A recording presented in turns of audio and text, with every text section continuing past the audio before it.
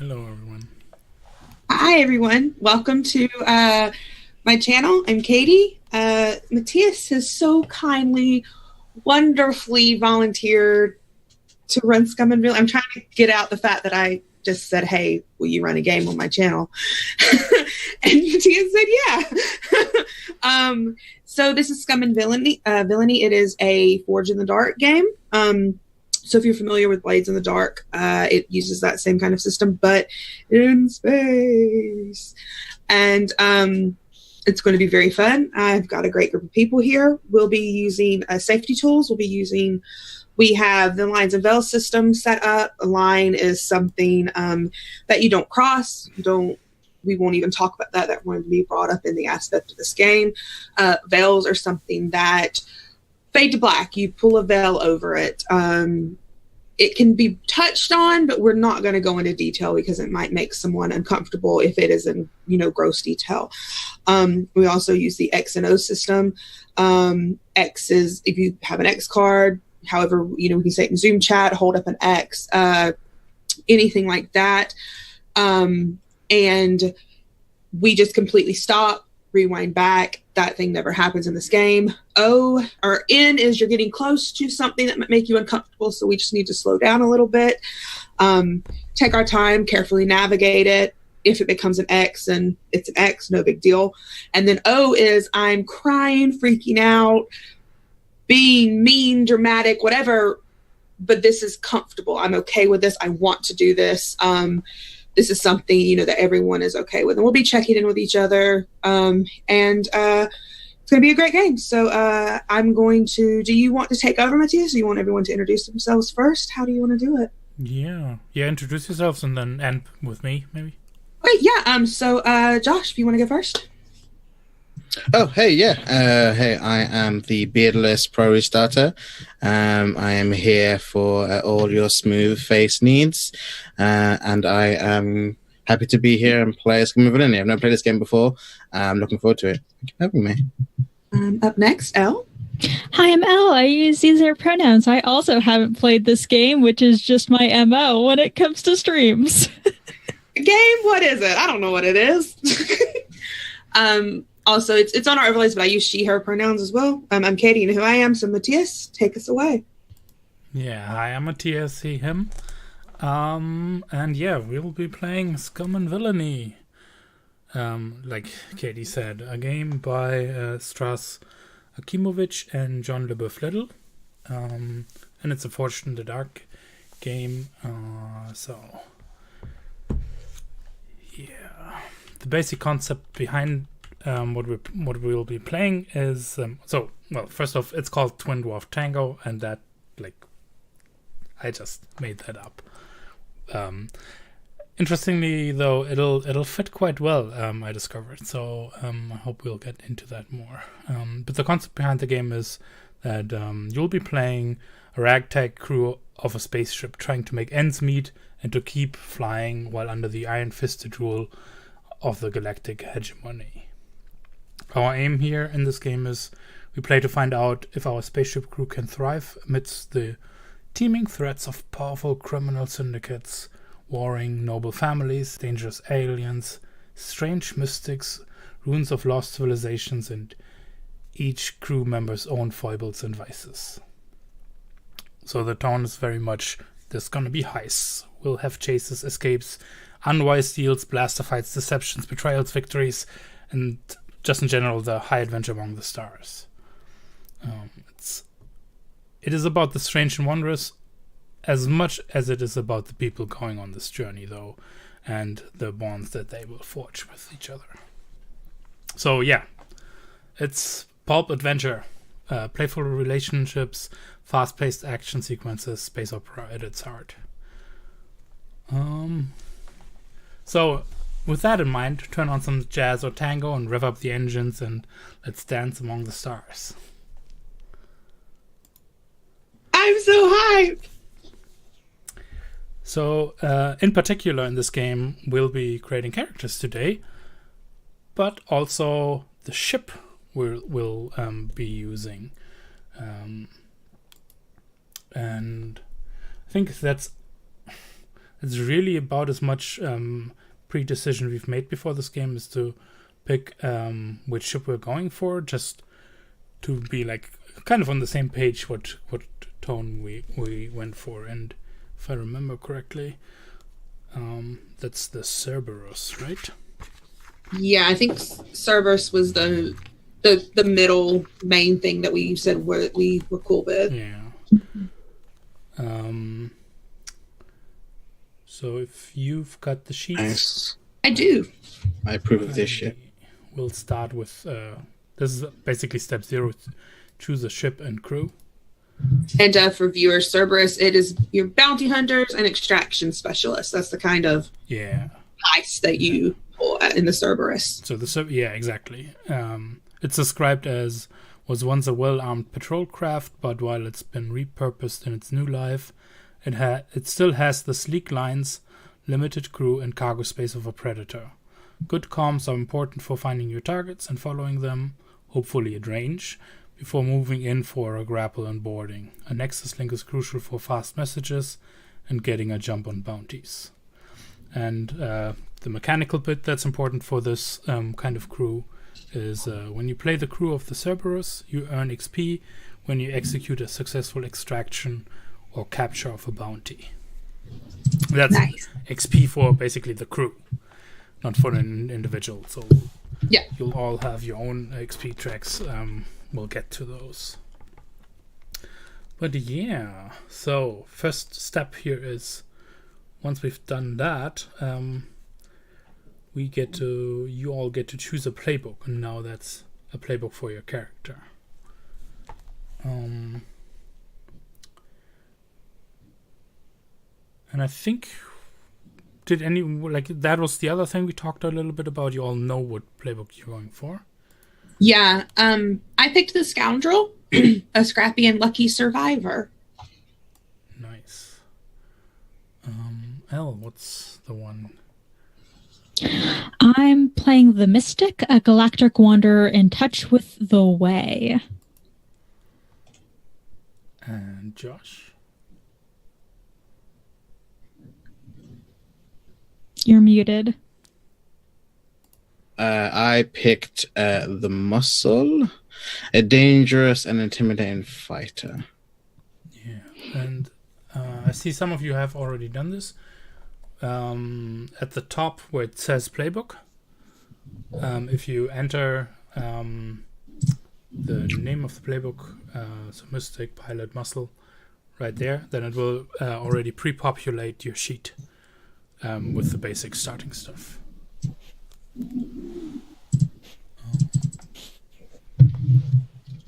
Was that on names already, you said? Yeah, if you've got the character sheet open at the top where it says playbook, you can actually, that's like a field you can write in. Oh, okay, cool. And it has like the little instruction of what you need to enter below it.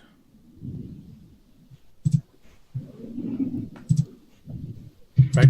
Exactly below that button. Yeah. Yeah, no worries. Thank you. Awesome. Cool. I think that's already step 1, right? No, not quite. Your playbook determines. Yeah, no, that's it basically. Then you get to choose a starting ability. So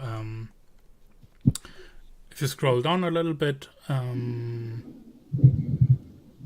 you'll be able to pick the special abilities.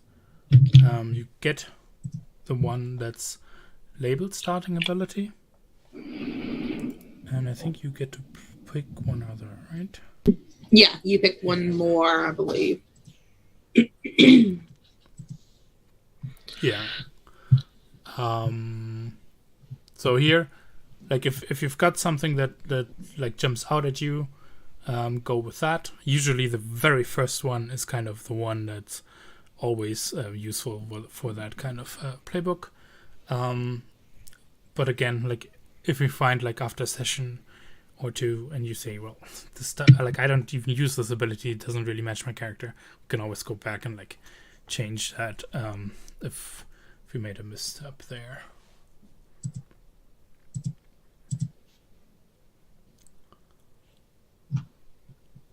Awesome. Yeah, so that's step 2, the starting ability, and step 3.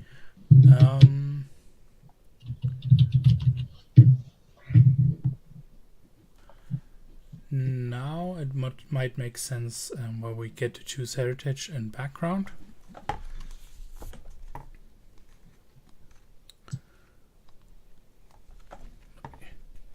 Let me pull that up.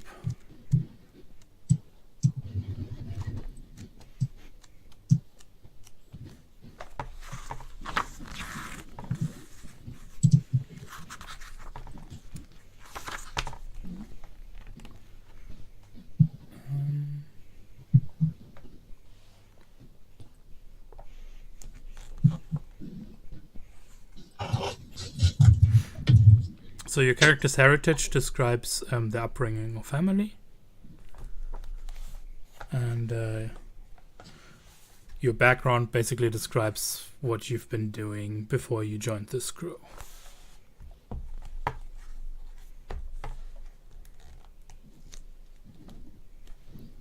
And where is that? That's at the top of the character sheet. It should say what your options are beside heritage. And All beside right, I see. It does below that, yeah.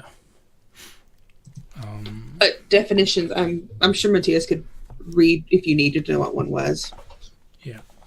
Yeah, I mean, I'm thinking either for the heritage, so like Spacer, is there like a brief description for that? I'm thinking Spacer, I'm thinking like manufactured is like what, some kind of cybernetic person? Yeah.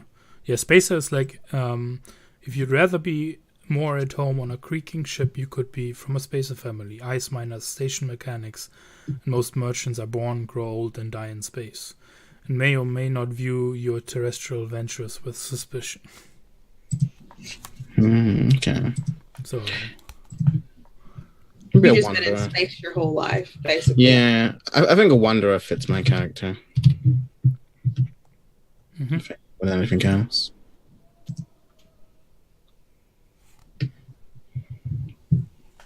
I picked Empire and Noble because of her backstory. yeah, nice. I have Xena for heritage, but I'm not sure on background yet. I picked Syndicate. Background. Ooh. Yeah. So you're Yeah. part of an organized criminal gang, from the lowest lookout to the ousted former crime lord. I almost went Syndicate, but I liked this other backstory better. So literally this close, same page. Yeah, you're going with Noble, right? Yeah. Yeah. What are labor and cult? So labor is factory worker, driver, docker, and miner, or other tradesperson. The majority of the hegemony is from this is of this background. And cult is part of a cult, officially sanctioned or not, a holy warrior, priest, or religious devotee.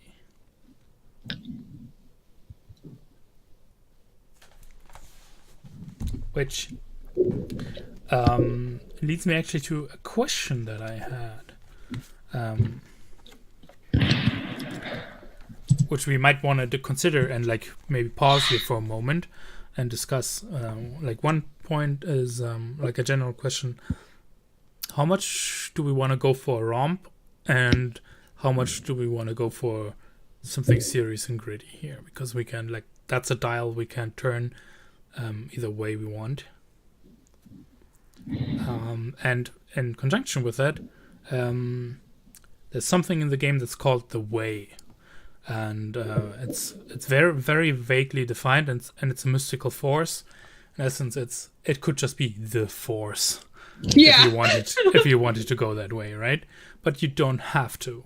And my main question about that would be, especially for you to decide, Elle, how. Because you're playing the Mystic, so you should get the most input in this. How mysterious is the Way? Like, is it something that's vanishingly rare and scary, or is it uncommon but well enough known? Like, right? Mm-hmm. So maybe that's something to consider here. can we start with a romp? And if things come that we want it to get serious, we can start edging toward that. Sure. Because I think we all, I mean, I know you three at least are good at, if you find something you can grab that's dramatic and we want to go with that path, then it's easy for us to slip into that. So we can start with something lighthearted and rompy. I feel that. But if there's like a big plot point Matthias brings up, oh, we want to start going that way. Yeah, the game will always stay on a pulpy adventure type, right? But it's like, does it veer off into being Star Wars and being like, oh god, overly dramatic? And it's all about the balance of the Force? Or do we, yeah. And I'm perfectly cool with L, and like, unless you want our help, of course, L, you defining the way, because that's going to be, as a mystic, that's going to be what you use primarily, correct? Yeah. Yeah, I think that the way is uncommon, but people know of it, and usually people know at least somebody who's like in touch with the way, even if they're not personally in touch with the way. And the way that the mystic is. Is it a revered kind of thing, or is it a like, don't want to get involved in that sort of scary type of thing?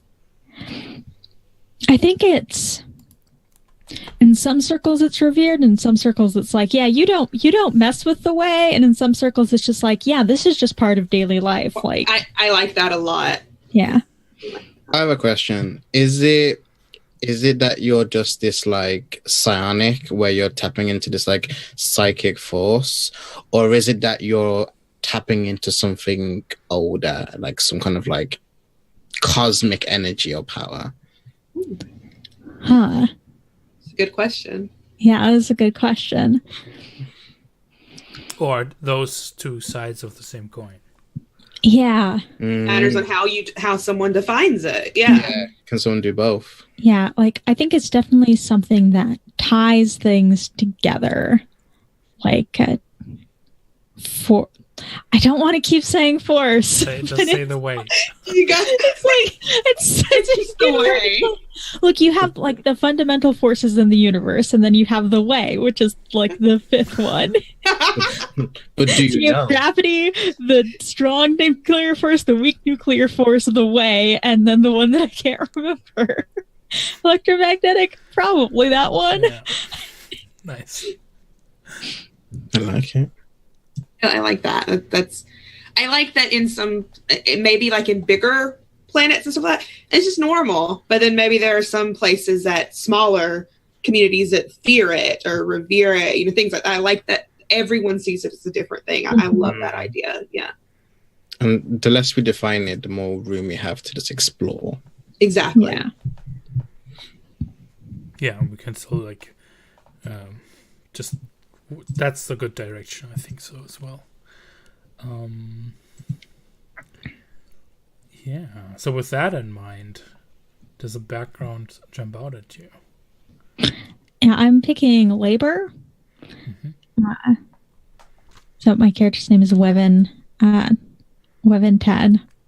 Just so you know what I'm saying, that's fair name. Faye uses they fair pronouns. They decline like she her pronouns. And Faye like started out in labor and then discovered that Faye had a like deep connection with the way, and then sort of went that direction. But Faye spent most of Fair life like in a mining colony. Nice. Okay. I like it. I feel like Faye has really, really useful general knowledge too, but it can fuck you up with the way. Yeah. I like it. Cool. I think that that gives us, I think, a good idea already. How about Tyrese? So because if you come from a background of being part of a syndicate, Mm-hmm. so have you like, were you born into being an outlaw, or was that a thing that? Yeah, I think Tyrese was born into the scenario. Just like the mob and the Yakuza and the Triad, like, you know, you're like, yeah, just born into it. It's like family business. Mm-hmm. But then you became, but you're also a wanderer. Mm-hmm. So is it like a family on the run? No, like I think Tyrese is like left, like, but not on good terms. Like, so they're probably still like hunting him. Like, he didn't take anything. He didn't betray anyone. He was just like, I'm done with this. Like, I want my own life. So like, it's not like he betrayed or stole something. He was just like, I'm done. Like, I don't care if I'm allowed to. Are they the kind of syndicate that's like, you leave in a box or you don't leave? You know what I mean? No, because it's very family, but it's very like, okay. if you steal and stuff like that and betray, then yeah. But if you're just Leo, I think people like are coming after me and making things difficult and are trying to be like, things would be much easier in the family. Gotcha. They don't want you to live. Yeah. So you're probably a valuable force to them or something. Yeah, so it's more like that rather than it's like murder, like we're gonna kill you. But it's more just like you would have been easier this job if you were in the family. We would have like hooked you up and shit. Gotcha. Nice. And so here, right? This is a question we kind of need to answer today, at least on a surface level, because of you, Indigo. If you're from a noble family, how did this crew even form? With like, literally these ruffians. How the fuck did we get together? So I'm playing Indigo Wynn, who was from the Empire, a very rich noble family who were, I think on the surface they were just like in regular kind of business, but I think behind closed doors, and it was common knowledge that nobody talked about, they were like slavers. They worked in the people trade. And Indigo was not for that. She grew up in it and she hated it. So her given name is Ula Shrike. She's from the Shrike family. But she faked her own death as she got older, probably like when she was 23, she found a way to fake her death. She's always been very like resourceful and sort of a smart ass, just, talks her way out of things. And so she faked her own death and ran away. And I think she's been Indigo Wynn now, known as Ace, in certain circles, for about the last 4 or 5 years. And I think she like traveled by herself for a year and did like weird, odd jobs saving up money that she had, and managed to, with the money she stole from her family when she died, she bought a ship. And I think she put out an ad that was like, do you want to explore the solar system? Do you want to see more of what life has to offer? Not even advertising that this was for bounty hunting and anything. Like, completely kept that off. But when everyone applied, she was like, by the way, we're going to be doing some bounty hunting and extraction. And you two are probably the only ones that are like, okay. Well, that's a good question, though, right? Yeah. Like, Indigo probably doesn't know why you even agreed. Like, that's just how it happened to her. Yeah. You have your own reasons. It's just, Indigo doesn't ask questions. Is there like a reason that's like the obvious one that everybody just assumes? I would say, yeah, Tyrese does it because he's good at it, and it's about the money. Yeah, it's about the money, but also about like this exploring as well. Instead of like going from like one junker to another junker, I can just like travel as much as I want. And it's, by the way, it's completely cool if this is actually not the truth. Just want to say that. But as we like start on this, That's like I'm getting like what would we as viewers feel what comes across, right? Yeah, of course. Yeah, I think that Weven feels that it's like a holy or a sacred thing to explore and find new places. And that's why Faye signed up. It's like, yeah, exploring. I love that. And Indigo was like, yeah, we're also collecting bounties. And it's like, okay, I guess. Okay. Like, I'm not. Oh, that's so good. Nice. Okay. And yeah, you probably maybe this went. I don't know. I assume Indigo is kind of competent in being like a people's reader. So Yeah. was Indigo like to Tyrese? Yeah, we'll be doing bounty hunting jobs, and to Weven, we'll be doing extraction. Exactly. 100% was like for Tyrese. I knew what Tyrese would want. You'll be able to use your muscle. You'll get this. But to Weven, yeah. By the way, you can talk about your beliefs. You can spread the way of the way. What do Indigo and Tyrese think of the way? What are their opinions on it? I think Indigo knows that it's a thing and has probably seen it, especially being, Weven in the crew. She's seen it. But I think Indigo's wary of it. She doesn't want to get involved with it personally. It's cool because it benefits her, so she's cool with it. Does that make sense? Mm-hmm. Yeah, that's the kind of person Indigo is.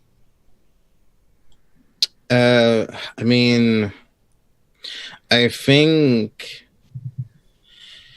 Tyrese being in the syndicate, he knew people in the syndicate who obviously had it. They were like, like very like top people.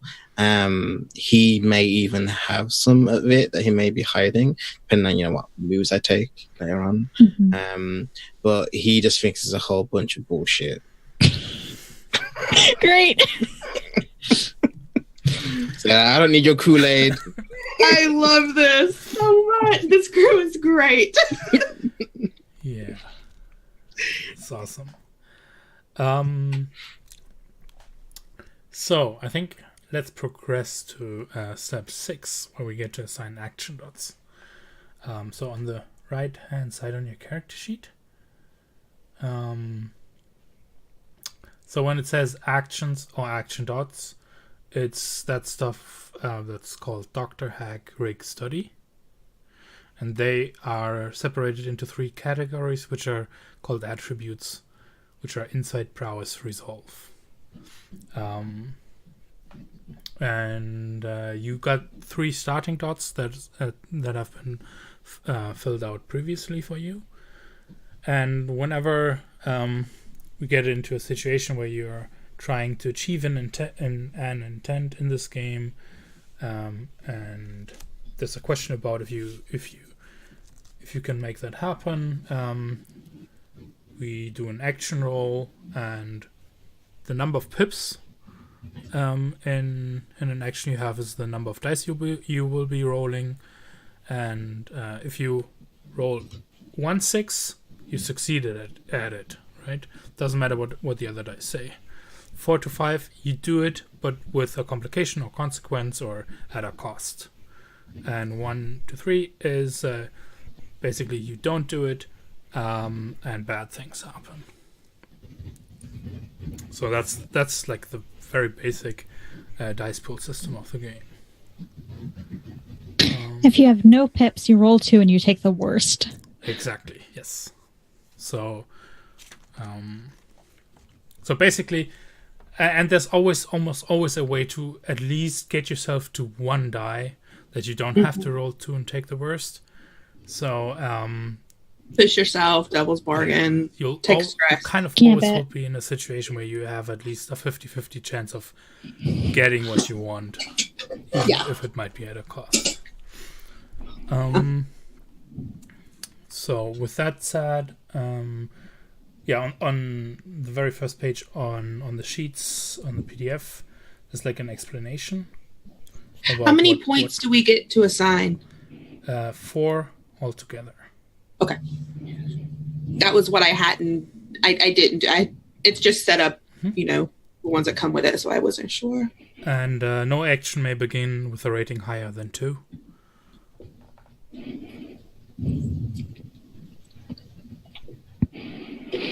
So starting out, how many pips total should we have? 7. Okay. Okay, I'm good. I think I need to have one more to assign. Let me check. And after like the first play experience, if we like say, oh yeah, I think I should actually, then it's also cool. You can also play this with, I'm not gonna assign any. I'm gonna assign them during our first mission or something like that when I need them, and then they're locked in. That's also a way to do it. And are there any that are weird or? Is scrap? Is that fighting? Mm-hmm. Yeah, that's basically close. Okay, he's scrappy. Yeah. That was the only one I wasn't sure about. And scramble is any like other physical activity like running, climbing, that kind of stuff. And skulk is being sneaky. And helm is basically all those vehicle interactions.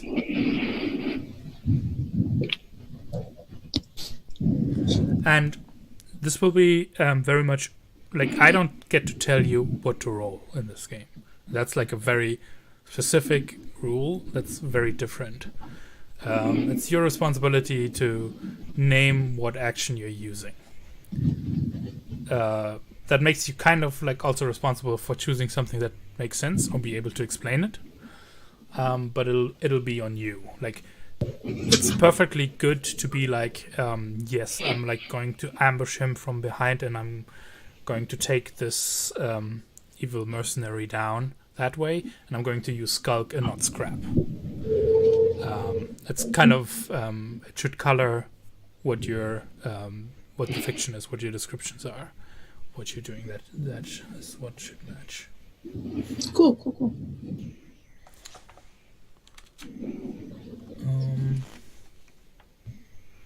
Oh, point here. And this might be a thing you might want to discuss. Thinking back to our ship, one who's the person who like put down their name or like who has kind of to say here? Yeah, okay. I thought that is where we're going. But would you? But who's the one who like sits down in the pilot seat when push comes to shove? Like you can all pilot the ship, but if it's like, yeah. I took a point in helm just to be safe. I also took a point in helm to be safe. I did not because I saw other people did. I figured that it would probably be Weapon. And Indigo's more stand over to the side with her hands behind her back. Indigo backseat drives. This is my ship. I don't drive it. People who do that for you. Yeah, exactly. Indigo's just like, I own this ship. Don't know how to do anything on it. You go that way. But I do. I took a point just to be safe. Like if something happens, Indigo knows at least has her driver's license. Maybe is not rated for this class class of ship. Like doesn't have the special like the M on your driver's license. Yeah, drive a motorcycle does not have that. Much like my real real life license, it probably expires in 4 days. There you go. Cool, nice. Okay, then I'm going to take two pips and helm because if I'm flying this ship, I should probably be okay at it. Oh, Katie froze. Oh no, Katie! Oh, no, back. Okay. There you are. Yeah. I'm back. I'm back. I froze. Welcome back. My internet went unstable, and I just looked up at the box, and it just stared at me. You stared it down. I did. Get your shit together. And just for your information, right, there's this weird line. And what that tells you is, if you want to know, and you won't ever, this will be for something else, and that's a thing that I will prompt you. But if I say, like, well, for that, you need to roll prowess or insight, the way you read that, like, the sheet will do it for you. You can just click it and will roll that stuff. But just for that you understand it, it will add the pips on the left of the line.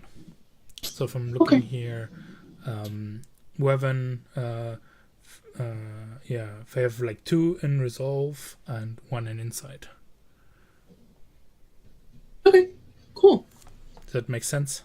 Like, once you get it, it's easy. But when I'm just explaining it, it might be something like, yeah. Okay. Nice. And then if you check it, yes. If you scroll down, you on the right hand side, below bonus dice, below gambits, you'll have your friends. Like, I don't know, what are your friends called? Some have I think they have different titles. Yeah, mine's a moneylender. I'm just not gonna say that. A moneylender, an info broker, a ship mechanic, a smuggler, or a bounty hunter, and I picked mine. Oh, okay, you already picked yours. Yeah, and I don't know if you want me to add notes to what. I'll tell you what their relationships are, but if you want me to add the note, you can. there, like the game. Maybe the game comes with they're just suggestions. So for example, they're further down with your sheets. So for example, you have like friends, you have Nyx, a money lender, right? And it does like, are you a favorite client or a deadbeat with a debt? That's like, it's so those might be nice to look at. You don't actually have to decide who they are right now, but these are people that you know. Now you get to pick one that actually likes you. Like someone who's either a close friend, long-time ally, family relation, lover, something like that. And you can choose the upward pointing arrow to mark that. And another one who's a former friend turned rival, enemy, scorned lover, betrayed partner, with the downward pointing triangle. I picked Ren, who is a smuggler and an ex-boyfriend, and picked Batro. That's a friend. That's the thing. It's a friend. It's a good relationship. And then Batro is my dad. It's a bounty hunter and someone who knows who Indigo actually is. Oh. And Rin doesn't. Rin doesn't. Okay, no. okay. No one. I mean, to Indigo's knowledge, she knows Batro knows who she is, so she avoids them. Nice. I figured that maybe like Batro. There was my headcanon is there was rumors and whispers of that Ula Shrike was still alive, and Batro was sent out to find her, found her, and Indigo ran. Got the fuck out of there. Ren's relationship with Indigo is like my relationship with my last ex-boyfriend, where sometimes he would just kind of get drunk at a party and then call me up on Skype, and we would just chat, and then his girlfriend would show up, and we would just shit talk him while he was sitting on the floor. Yep. Ren and Indigo were probably like best buds. It just not good romantic wise. Didn't work out.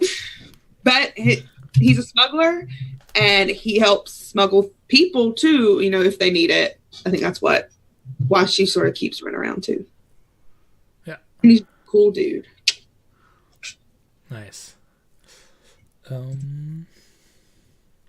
have a question for Wevin. Because you picked Xeno, right? That's also something we can like talk about. What that means, in the sense of how. Do you have an idea? I don't know. You gave me the chance to be a cool alien, so I'm going to be a cool alien. Awesome. It's just who I am as a person. That's just who Elle is. Then I I don't know if you read this on the sheet. You have the opportunity to replace your starting ability with the following. I did read that, but I like my starting ability as it is, so I'm keeping that. Good. And we'll discover and play what how you're alien, basically. Mm-hmm.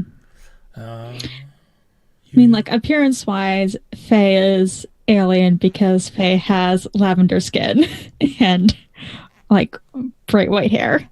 Nice. So I love.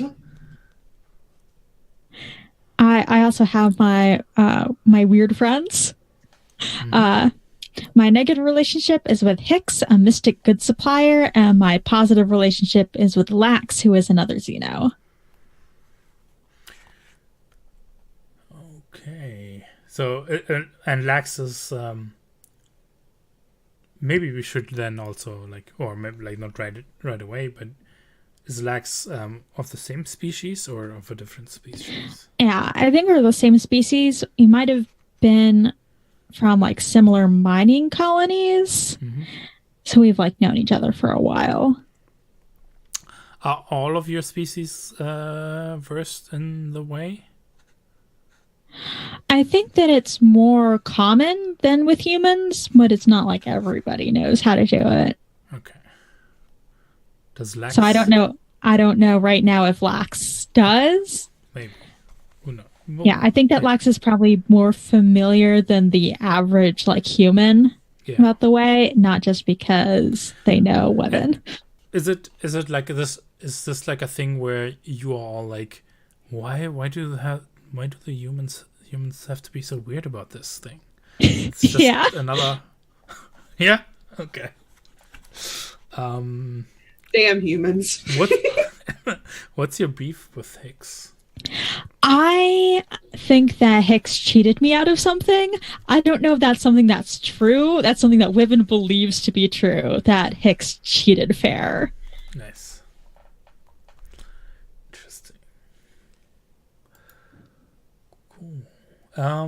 So how about Therese? What are your friends called, by the way, right? The Scoundrel has friends. The Mystic has weird friends. What are the Muscles friends called? Deadly friends. Nice. My list is Krieger, a fire blaster pistol, Shard, a weapons dealer, Chanzek, a bounty hunter, Yazoo, a crooked cop, and Aya, an assassin. So I chose Aya as my negative affiliation, and they're a scorned lover. 1 second though, right? I want to point out that deadly friends, one of your deadly friends is literally a blaster pistol. I'm thinking of Kogan now. I should have chose that as my scorned lover. Yeah, what if you had a negative relationship with a blaster pistol? What would that be? It just always misfires. It was it's an AI pistol. It's like when your D20s stop rolling well and you just have to put them in dice jail. Yeah. Mm-hmm. Put it in a blaster pistol jail. Yep. So yeah, that's my negative one. My positive one is Yazoo, crooked cop, long time ally. Okay. So, what have you done to be how has Yazoo been benefiting all of these years? I can imagine how you've benefited from knowing a crooked cop. Just we kind of came up together. Mm-hmm. So when I was young in the Force, when I was young in the Syndicate, they were starting out as a cadet and things like that. And it just kind of came to the point where it was I think I saved them And then like the next time we met, like they saved me, and then just came to the point where it was just like the lines got blurred, you know. So it was just like money, or like tips. I would like give them my like enemies like details, and then they would get a bus as they get promotion. It was very a pro quo kind of thing. Nice, yeah. And it was one of my like conditions to also be in the family, like because everyone needs to have like a contact in like various fields. So that was like mine. Mm-hmm. And yeah, and this means like you've helped each other all multiple times already. Like yeah, it's never been like one-sided kind of thing. Nice. Then the last option here is, which we don't need to, like. Here's the thing about this game. What happens is, you get to choose a vice here. The interesting thing about vices are it's when you go on missions, you have a stress track where you can accrue stress to push yourself to overcome the odds, because of course the entire galaxy's odds are against you. But these three people at least have access to a stress track and can beat those odds. But to relieve stress, you gotta indulge your vice. And that's something you will be doing in downtime. We can leave this open now, and you can like think a little bit about it, and like just because it'll only become like truly relevant when you wanna relieve stress, and for that we kind of need to accrue stress and see what that's about. So that might be like more fun to actually explore and play. I thought about mine a lot because I had a 45-minute walk back from my math final because I forgot my phone at home. I couldn't see when the buses were going to come, so I thought about this. Well, if you're then I want to hear it. Yeah. So Weaven's vice is stupor, and it's specifically like sleeping. Weaven has like a chronic pain condition, and just after a mission just needs to come back and just fucking pass out. So Weaven's just me. Yeah. No, me too. And it's both like, of us. It's we are all Weaven. I thought about mine too, just because I have no chill. And mine's pleasure. And my purveyor is Hecate, who's a den mother at an opium den in Nightfall. Indigo is a big...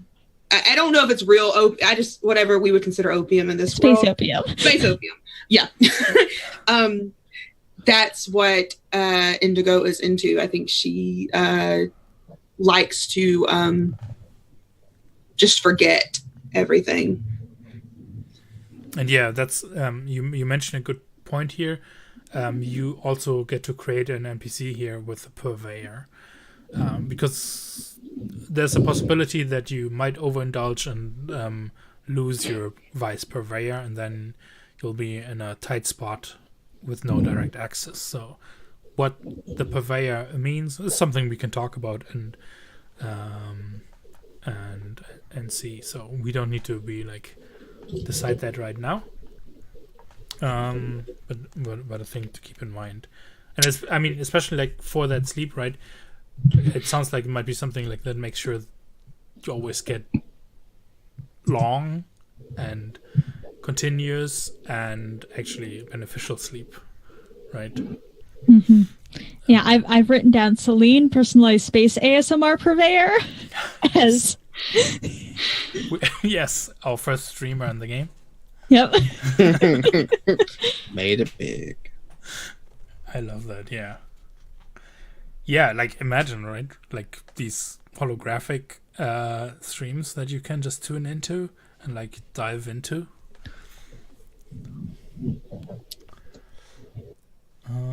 I know mine as well. I also picked an alias, Pando. And mine is pleasure. that'll be the question: what kind of pleasure? Right, yeah. Like I think it's like very like up in the air, right? And it can be many things in like many different situations.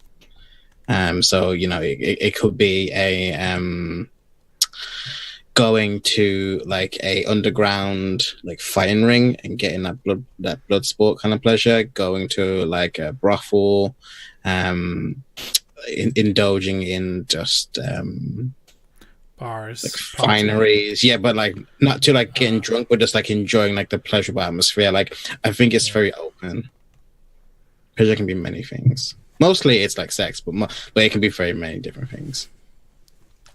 All right. Only mostly. Only mostly. Yeah. So with that, we basically have our crew ready. Do we need a name or anything? Because there's like a crew section. We'll do that together, and I think we'll like take a break now, and then get into creating the ship and what you as a group are. Because Nice. we'll record that on an extra sheet. Actually, I've got the ship sheet. Nice. So we'll do that together. Yeah. Cool. So 5 minutes. We'll be back. Sounds good to me. We'll be back. 5 minutes, friendos.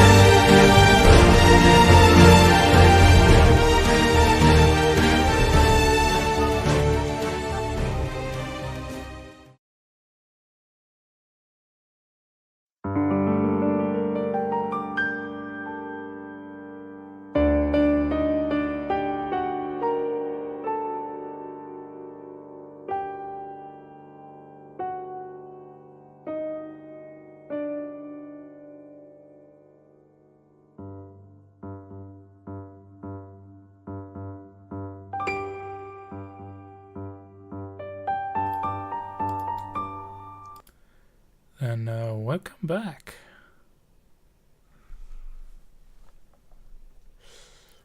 All right, so ship now.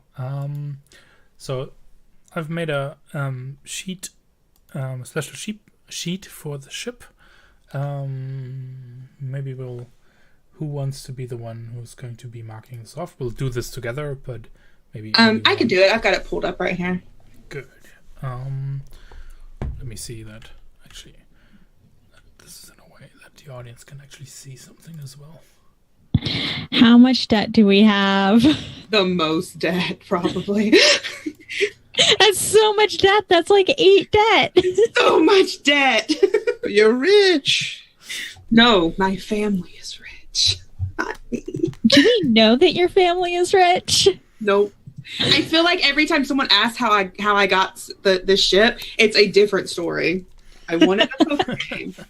I took it off I took the keys off a dead man's body. My ex gave it to me. Just it's a different story every single time. It follows me around. It follows. I have a sentient relationship with it. So the first thing you gotta pick together is reputation. What reputation has this crew garnered with the factions of the sector? Choose one or create your own. So if you have an idea, you're welcome to put it forward. But the ones suggested here are either ambitious, brutal, daring, honorable, professional, savvy, strange, or subtle. And this describes what currently the world views you as, right? Can you say them one more time? Like what other people think of you. Can you say the reputations one more time? They are on page 10, but they are ambitious, brutal, daring, honorable, professional, savvy, strange, or subtle. I would like to not be brutal. I would like to cross that one off of the potentials. I'm cool with. I was honestly thinking strange. I like daring. Daring? Daring and whatever the other ones were. Because, Weapon's the only really weird one. Well, I think it would be strange by the point of it's these 3 people in this crew makes this strange. People would probably look at us as a crew walking together and be like, what? But no one knows you're noble, right? They just see you as a scoundrel. So That's true. A scoundrel with a really nice coat. Mm-hmm. And all the drugs. That's why we're in debt. I like daring or strange. Those are 2. Because I think Indigo takes a lot of jobs that probably other people don't take. Because it's higher payout. Mm-hmm. So I do think strange is probably the one that is, but we can reinterpret it, of course. But it's probably the one that was thought of. Oh yeah, let's we want to lean more into the weird, into the way side of the setting. Mm-hmm. But it's cool if we'd all just agree on what is understood by this. The way the impact it has on play is when you did something to bolster your reputation, the crew gets XP for it. So that's the thing, right? So this is basically, you're known to be daring. So if you do daring stuff as the entirety of the crew, that will gain you XP. But what about, so I'm just looking at synonyms for strange. Yeah. What about astonishing? Because that sort of ties in daring and strange also, because taking crazy jobs, daring jobs, because I feel like Tyrese would also push for those daring jobs, being the muscle and wanting to see stuff, and then also we're weird. I mean, just as simple as that. I'm definitely leaning towards the more daring because I only think the only weird stuff currently happening. Is it? Can we change this, or is it locked in straight? We can't change it afterwards. It can change if it's not in the fiction anymore. Then you would drop it, and you can also we can also come to collective decision that the way you've been behaving, you've been acting super professional for 3 jobs in a row. I think you it's time to say you get another reputation as being professional too.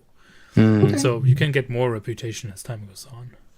I'm cool with daring. I mean, if that's cool with Elle as well, that, yeah, we do stupid daredevil shit when we probably shouldn't. I like that one. Cool. Now you get to customize your ship. Your ship begins with 2 cred in its hold. So you can mark 2 cred down. It's a giant hole. It's like 2 credit chips that big. Yeah, 1 cred is like a suitcase full of money, right? So that kind of thing. Like at least like something in the range of like 4 to more likely more like 5 figures. Our money today, like if we want to think about it that way. And a few pre-selected ship systems. So the way to read this is you have 2 points in comms, and what's hooked online, what's installed is a long-range scanner. You own a Nexus link, but it's currently not installed. Okay. If you want to install the Nexus link, then that will be something you can determine to be doing, but then basically you can't install any other systems in comms. Okay. You get to choose 2 additional ship systems to improve. Your choices are engines, hull, comms, and weapons. You may instead improve crew quality, but it'll cost your crew its starting 2 cred. If we wanted to, crew quality is like, oh yeah, no, we want to take on like higher level opponents right away. I think that's probably, we don't need that like for this campaign. I wouldn't advise it. So here's the thing to think about this. Depending on what like where you're leaning, how you want to see your ship,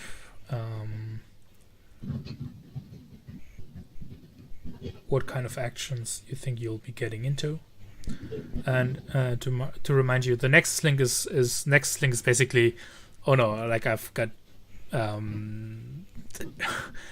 space internet that goes beyond just like the current planetary system I'm in, or like it's like system-wide messaging. So I was thinking if we wanted to go with, the whole bounty hunter and extraction, maybe upgrade our engine and our comms. Yeah, but I was thinking that. I was thinking that because that's we can search and then a quick getaway. Yeah. Right? Mm-hmm. See, I was thinking engines and hulls, but comms makes sense as well. Okay. Yeah, I was also thinking engine hull, just because I'm afraid of us getting hit and just immediately dying. We can do comms later, and we can do engines and hull. I'm totally cool with that too. Yeah, I think we all agree on engines at least. That's good because we want to get out. Get in, get out. Yeah, exactly. We're not a weapons focused ship anyway. We don't need to worry about that. So I think hull is good if we are shot at by whoever we're trying to extract or got here. Then that's more defense. I'm perfectly okay with that. Mm. But what this will mean basically is, yes, you've got those particle cannons, but they're like kind of mothballed somewhere on the ship. They're not. You can't currently install them because you would need another point in weapons. Makes sense. Cool. So, like, we have the Nexus link. Would that take like a day of downtime if we wanted to install it? You can just mark it if you want to install it right now. Okay. Well, no, I mean, we're gonna do engines and hull for sure. Yeah, but you have 2 in comms, so the Nexus link fits. Got you. Yeah, cool. That's kind of the leap you got to make there. Yeah, so you put another one. You want to put another one into engines and one in hull? Yep, and I spent our 2 cred. Correct. That was our trade-off. No. No? Okay. You get to keep the cred. Oh, I thought you spent it in order to upgrade those things. I'm sorry. No, only if you wanted to start with a higher crew quality. Yeah. Crew quality is like the thing that lets you get attack higher tier targets. Cool. I just got confused. No, that's perfectly fine. After you decided what you improve, the GM will tell you about a faction that helped you get those improvements. Oh yeah. They did you a favor. How do you respond? Oh, now I'm asked like I wasn't prepared. I think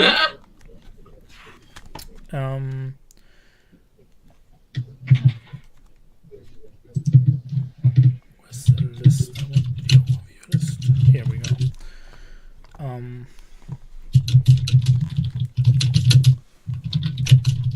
These are great names. I love all of these factions. Yeah, I think it's which one would make more sense? I think it's the Ashen Knives that hooked you up with like some armor plating to increase your hull strength.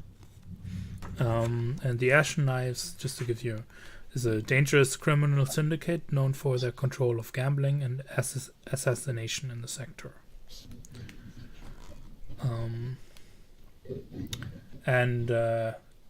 Looking a little bit ahead, on the right hand side under context, you actually have a contact with the Ashen Knives. Right now it's a neutral contact, you know them.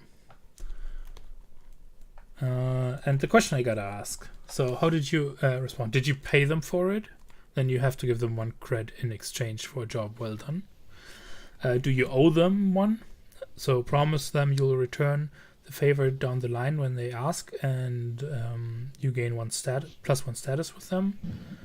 If you choose... oh no, that doesn't apply here. I'm gonna be real with y'all. Or did you stiff them? No need to pay a faction that doesn't demand payment up front. I'm gonna be real that it's probably either she owes them or stiffed them. Can we not have already stiffed someone, please? You signed up for this crew. Like we didn't even know. Just like, oh no shit, yeah. Getting into my debt. No, I think that she owes them. I think that and I think it's. I feel like Indigo's going to get you guys into a lot of trouble. Yeah. Not even me. Listen, you wanted to see the solar system. Yeah. And now I'm doing crimes. Sometimes you gotta do some crimes. The thing about the setting is like working for the galactic hegemony is actually not really better, morally speaking. You just gotta do crimes and be gay sometimes, Elle. I mean, I know this. Weaven's just like, no, didn't sign up for this. Weavin signed up to be gay, not to do crimes. So here's the interesting question. Your improvement, your engine improvement, I think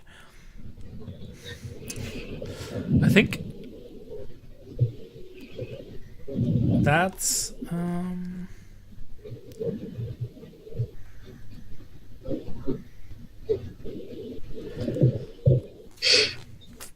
I had an interesting one here.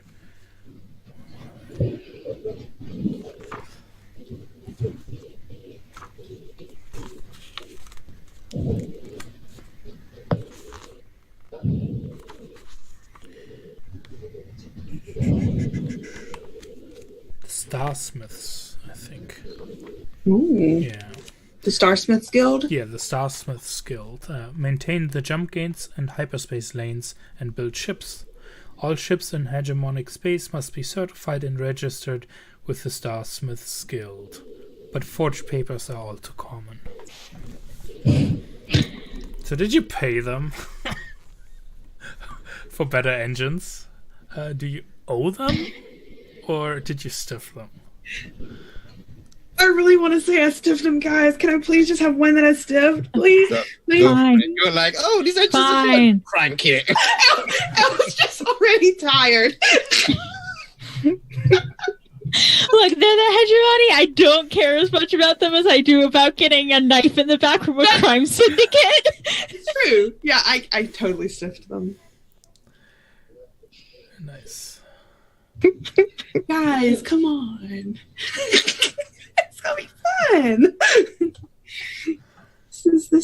This is cool.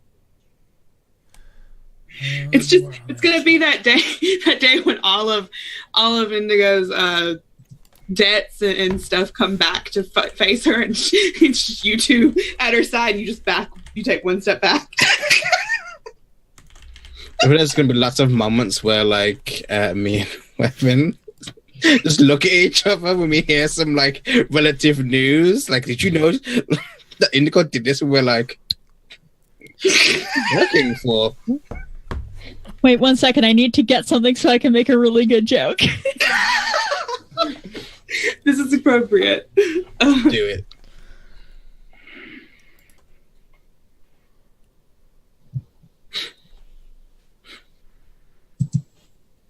Sorry, I got mail. You got mail.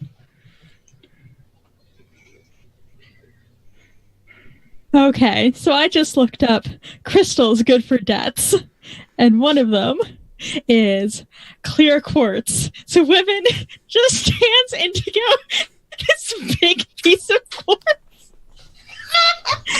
It's like, here, no, you need this. Here, please. You want to hear something funny? I have a piece of quartz somewhere. Because of tarot, I have a piece of quartz somewhere. And so you have your piece of quartz? This is mine. Shipping away. Like, Yep, Nice. I've been surviving on this for 10 years. Wow. Oh, I love that. it weighs like a pound. It's pretty heavy. I'm just itty bitty. And she looks at hers and then looks at Fair's. Huh? What? She's so confused. This is why I'm not in debt.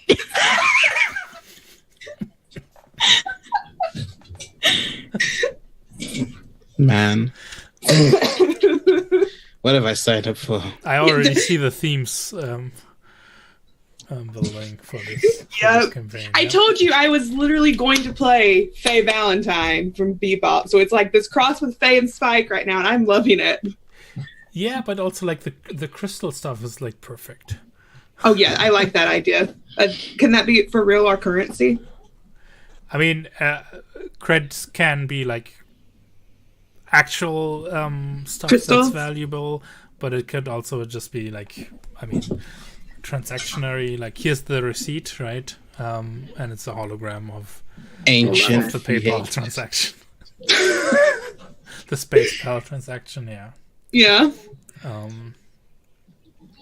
right. Now you get to choose a special ability. So choose one of the special abilities listed on your ship. If you can't decide which one to pick, go with the first one on the list that's placed there as a good default choice. What I can also say is the last one is also a very easy choice because that might like cover some bases that you didn't in crew creation. And if you want to say, oh, if we're getting the last one and I get another pip and one of those three, then I want to redistribute one of my other ones, that's fine. Okay. But maybe something else jumps out. Yeah, I don't know if we're licensed yet. No. So I don't know if I don't feel like we're taking legitimate jobs. I was leaning toward Deadly just because that does benefit all three of us. Yeah. Mm-hmm. When we can each get one action point to command Scrap or Skulk. I think that's really good. Mm-hmm. Do you get to all three of them or just one? No, Just one. one. You, so you can either increase command, scrap, or skulk, And here you actually get to increase it to a maximum of 3, if that's what you want to go for. Okay. What are we each picking? So I don't. I guess I'm picking command. I'm picking Skulk. Perfect. Scrap. I don't have anything in scrap. Weapon does not know how to fight yet. We'll get into that later. I'll do scrap. Things already have like command too. I don't think Tyrese's face stuffy. I'm not playing a stuffy character. You see Tyrese coming. Yeah, I'm just the guy that bursts through a door and just like Uzis everyone. He's not subtle. No, not at all. Yeah, so if that means, then I want to like put one from character creation into another box. That's cool, by the way, because you didn't know that this might come up beforehand. Or are you at 3 scrap now, Tyrese? I'm at 3 now. I'm maxed out. Nice. Big boy. Yeah. Now, assign upgrades. Each ship starts with pre-selected upgrades well suited to the crew, such as the galley for the Stardance or the brig for the Cerberus. So upgrades is the middle part down below. Crew ship upgrades. In addition to those upgrades, pick 2 more. Details. Hang out. You can pick any 2 boxes, but be aware that some, like shields, cost 2 upgrades in order to select. There's a little connector between the little ones.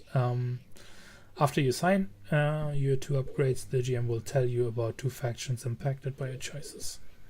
Oh, no, it's not under auxiliary. It's under crew/ship upgrades right above that. Right? Yeah, and auxiliary ship gear, training, crew gear also belong into that kind of... Okay. Yeah, so we have a brig we could get...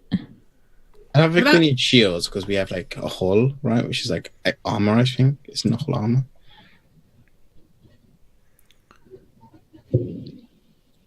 Well, yeah, we have a decent hull, so I think right now we're cool. Yeah. What about tracers? Is that meaning tracing our person we're after? Is that what that would be, Matthias? Yeah, let me tell you what tracers are. Ooh, AI module. The other one I was looking at was AI module. Yeah. So I know we get 2, but I don't really know what tracers are yet and want. Tracers are a wide array of ways to track your targets, including tiny bugs that can be hidden on clothes with a suave pad on the back, beacons that can attach to hulls, and even transmission cloners for comms. Legality varies. Sort of like that. Stun weapons is a variety of weapons for capturing and securing prisoners without serious harm. This includes, but is not limited to, restraints, stun batons, stun setting, or normal blasters. You don't have those if you don't pick that. Alternatively, I'm saying alternative to stun weapons, Tyrese just knocks them unconscious. Yeah, you have. Send me over there. we have our own human stun weapon. So I was thinking like practical, so like medbay for weapon, and I'm thinking either like shuttles in case we just want to leave the ship in space and just want to go down to a planet, or power reserves in case we have to go somewhere long. Yeah, I was thinking maybe power reserve. Shuttles is good. And what that would be, Matthias, is like we could leave the ship and go to uncharted planets that aren't civilized. Yeah, that's the word I was looking for. What was this? Ship gear, right? Shuttle also means that we can split up, which is always a bad idea, but like... So always do it because of the drama. Shuttle is a small spacecraft capable of carrying a few people from planet to orbit. Yeah. Limited system capacity. Like, I think this is actually like, if you think Firefly, in ours, like separate little thing that is docked, but it Yeah. could work completely independent inside of a system. I like that idea, Josh. If everyone's cool with shuttle, we'll take shuttle. And then I like power reserves too. I like that one. And then I do like medbay or AI module. Yeah, Siri. I have a pip and doctor. Does anybody else have any pips and doctor? Okay, maybe we should have a medbay. Yeah, I'm cool with that. I was thinking. If it's not the best medbay, but it's ours. Yeah, I'm cool with medbay. Do you like rust in your wounds? Come right this way.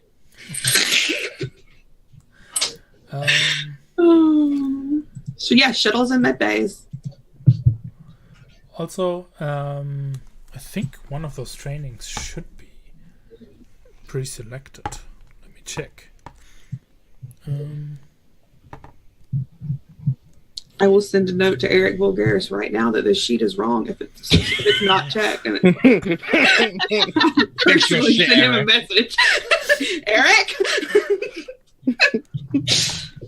It's not a game with me if I don't mention Eric Vulgaris. Even if it's not your job, just fix it. It's not your job. Fix this. Yeah, prowess should be checked. Eric. So yeah, props from me to you. Every time I have played this, everyone always went for alien pet, and it's nice that there's no pet here. I didn't even think. I was like, no, not yet. I don't want that. No, I want it now. Of course. Just like a very pet friendly face hugger that just like jumps on your face and like cuddles your face, but doesn't actually like kill you. it's just a cuddle hugger, cuddle face cuddler. Oh, I love it. Nice. And yeah, get to ask a question. Yes.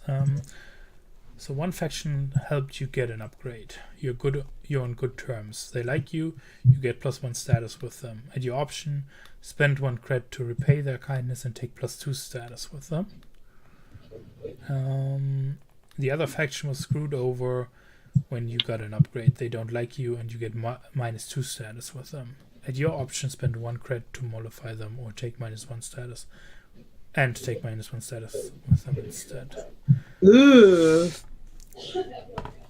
So, who might you have, like, who helped So do we you? pick this faction, or is this another one you I'm give? supposed to offer you, but I'm like open to like if Cool, there's cool, a yeah, faction where you're like, hey, can we like be friends with these guys? And then let me know. Gotcha. What are these factions? Let's see the factions. There is a sheet where your character sheets are. Down this is factions. That's why. I also have made an extra sheet for the factions, so where we can track it centrally at one place. Let's see. Should we be broad and go out into weirdness? Have something from each faction? Is that What's up with the Sun Eaters? really love that name? They praise the sun and then heat it. So the Sun Eaters are archaeologists and scientists obsessed with recreating jump gate technology, looking to extinguish a star in pursuit of their goals. Okay. Specifically the sun. That's So the star. the technology that connects star systems is like very stereotypically based on some old technology. No one knows how these stargates like actually are built. They're like, it's a little bit known how to like influence them, manipulate them, and that's what they are about. They want to know how that works. Night speakers. And apparently you need to apparently they're convinced that you need to extinguish a star to get that working. Okay, wow. Maybe not piss off the weird cult.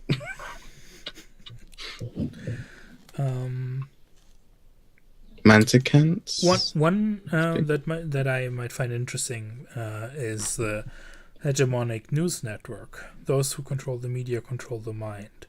Often use this as leverage over other factions. Spies.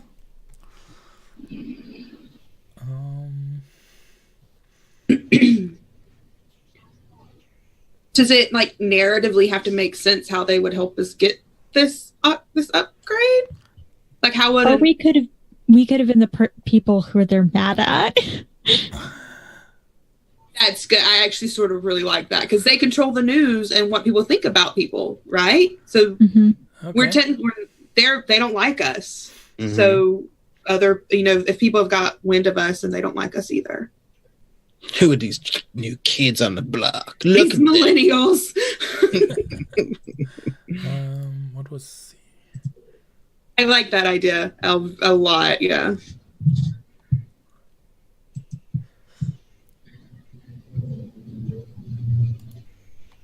Nice. So they would be at -2 with you.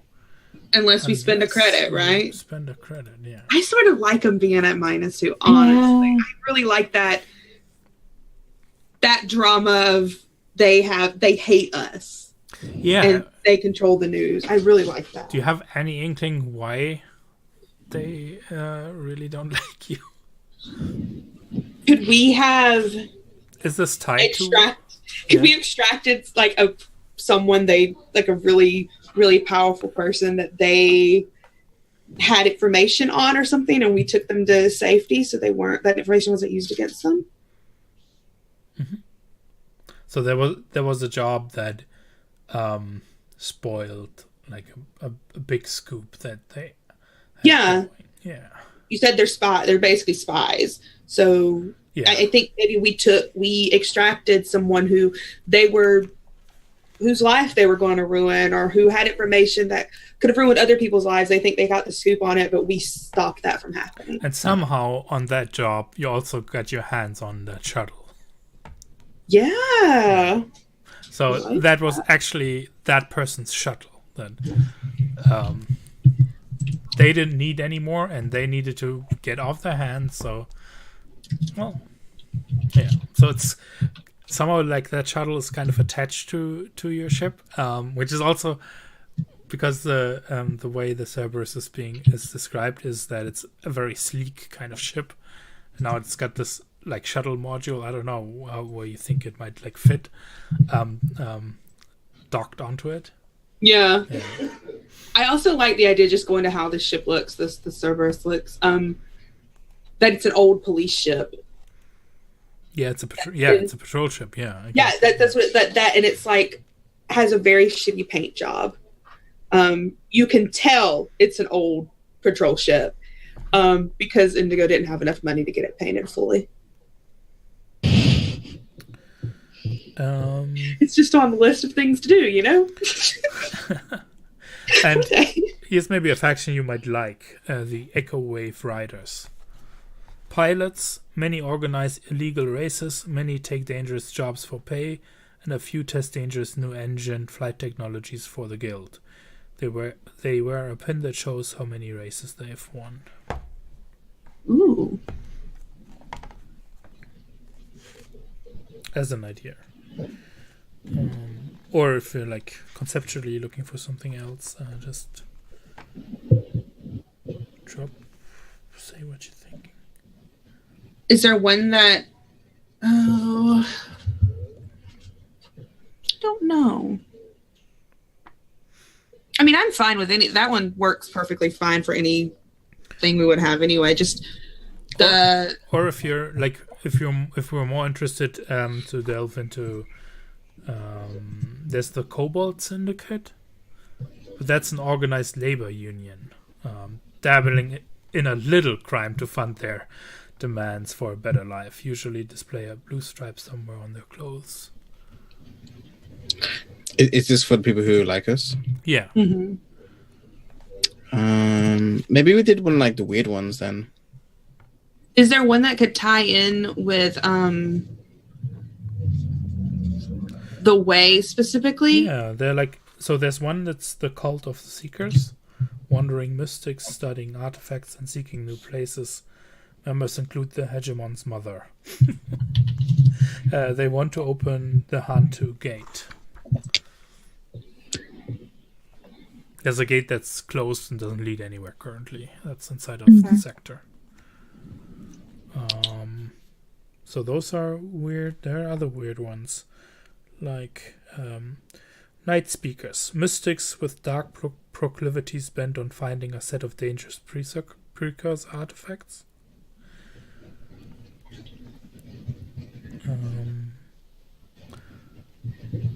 There are the ghosts, scientists who, due to a mishap, live exosuited in a half-phased state. The Church of Stellar Flame offers a significant bounty on them and their ghost ship, the Skeleton Key, dead or destroyed, but certainly not alive.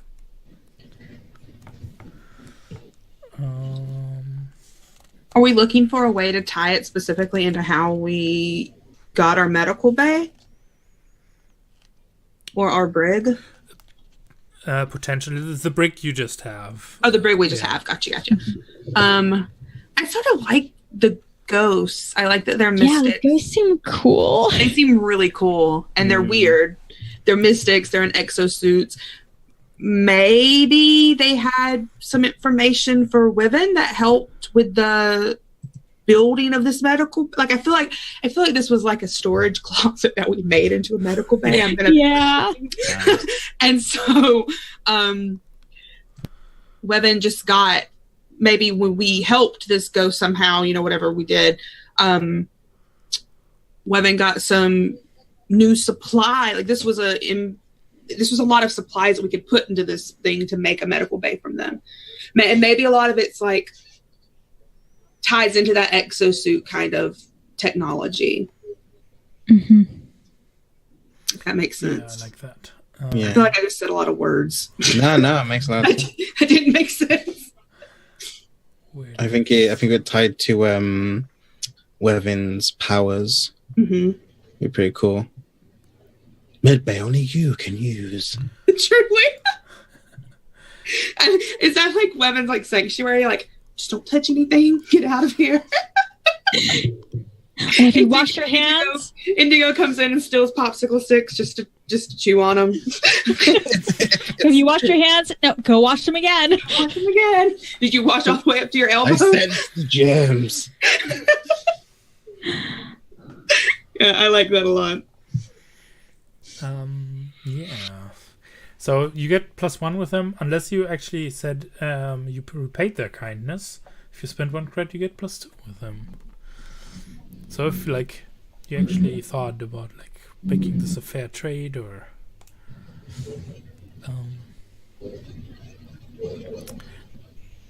they might also be a need for crystals. That sounds something like that goes. Yeah, I don't mind spending 1 of our creds to be at a 2 with them. If everyone else is okay with that, Yeah. I'll get rid of 1 of our credits. And that actually puts us on straight with everything. We're a -2, +2, -1, and a 1 with everybody. Or with our, our factions where we interact with. Yeah. Nice, I like that. I think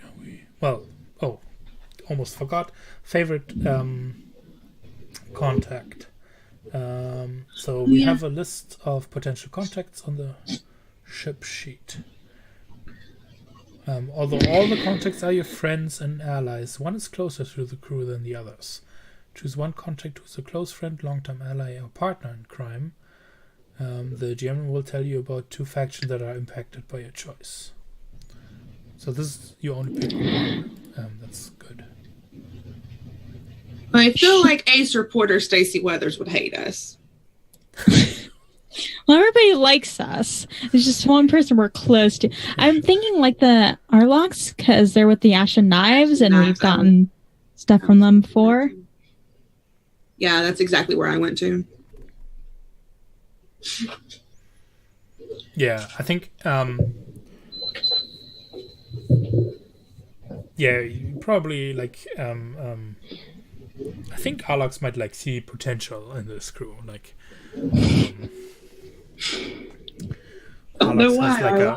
has like a nose for weird opportunities, and And I bet Arlax is at, because we owe them for the armor plating. Arlax is the one's just like, yeah, give them a couple more months, they'll get it together. Like, yes. Arlax is making, even though we're never gonna pay him back, Arlax is just like, protecting us. Yeah, because he sees the potential, or they see the potential.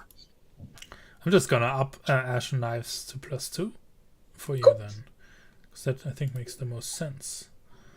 I think that's so funny. But someone is not that much of a fan of those. Let me look at those Ashen Knives again.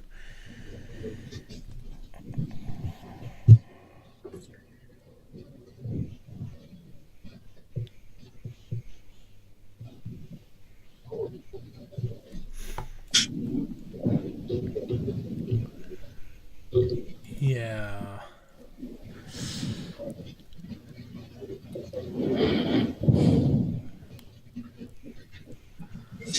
I think it's actually the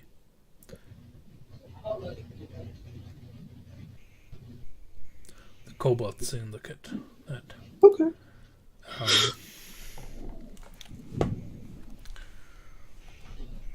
yeah, you're like maybe like to them well,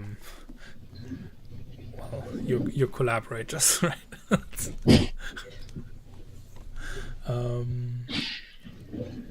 Yeah. Update your ship info, calculate your upkeep costs, and starting gamuts. I think those are set properly for you. You should have 1 in gambits. I'll put one there. Yeah. Cool.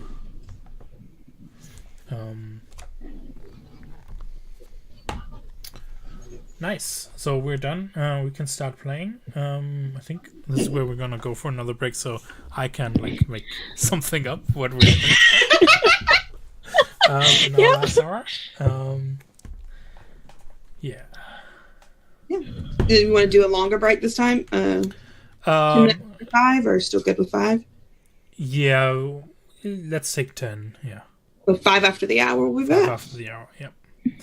All right. See you back then.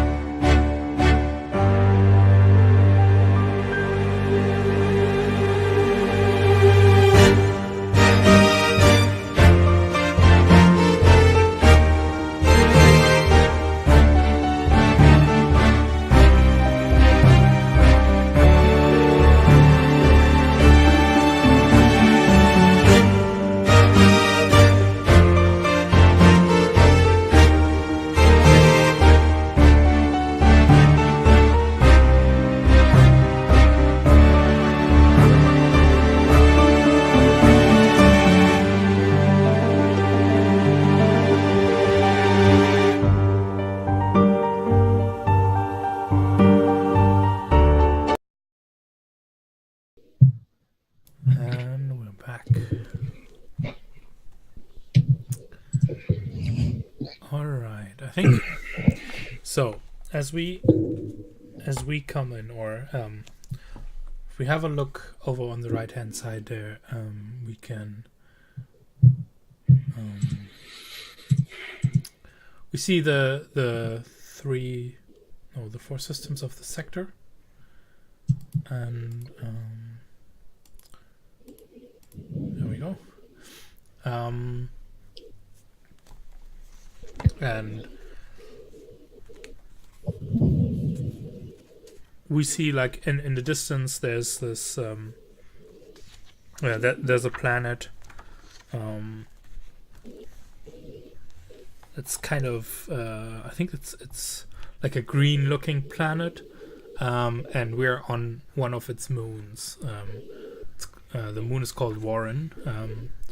So we get the little blend in where it says like Warren and the details about it. And it's one of the moons of Aleph, and the home to an Ecumenopolis, a city spanning the entire surface of the moon. It's a capital for the system, and the system governor Ritam al-Mulklaith, so like a noble house, makes his residence here. On Warren you can find anything you need for a price.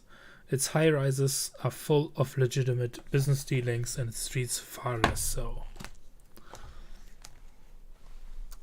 And as we're like moving in, like, I think we get this like slowly dropping camera that falls into one of the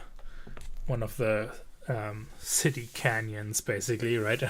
We like move past level, and they're like cross bridges and stuff, and then move forward, and there's like a little distinction between what's an alleyway and what's a hallway, because if everything's building, then what's the outside actually mean, right? So it's this maze of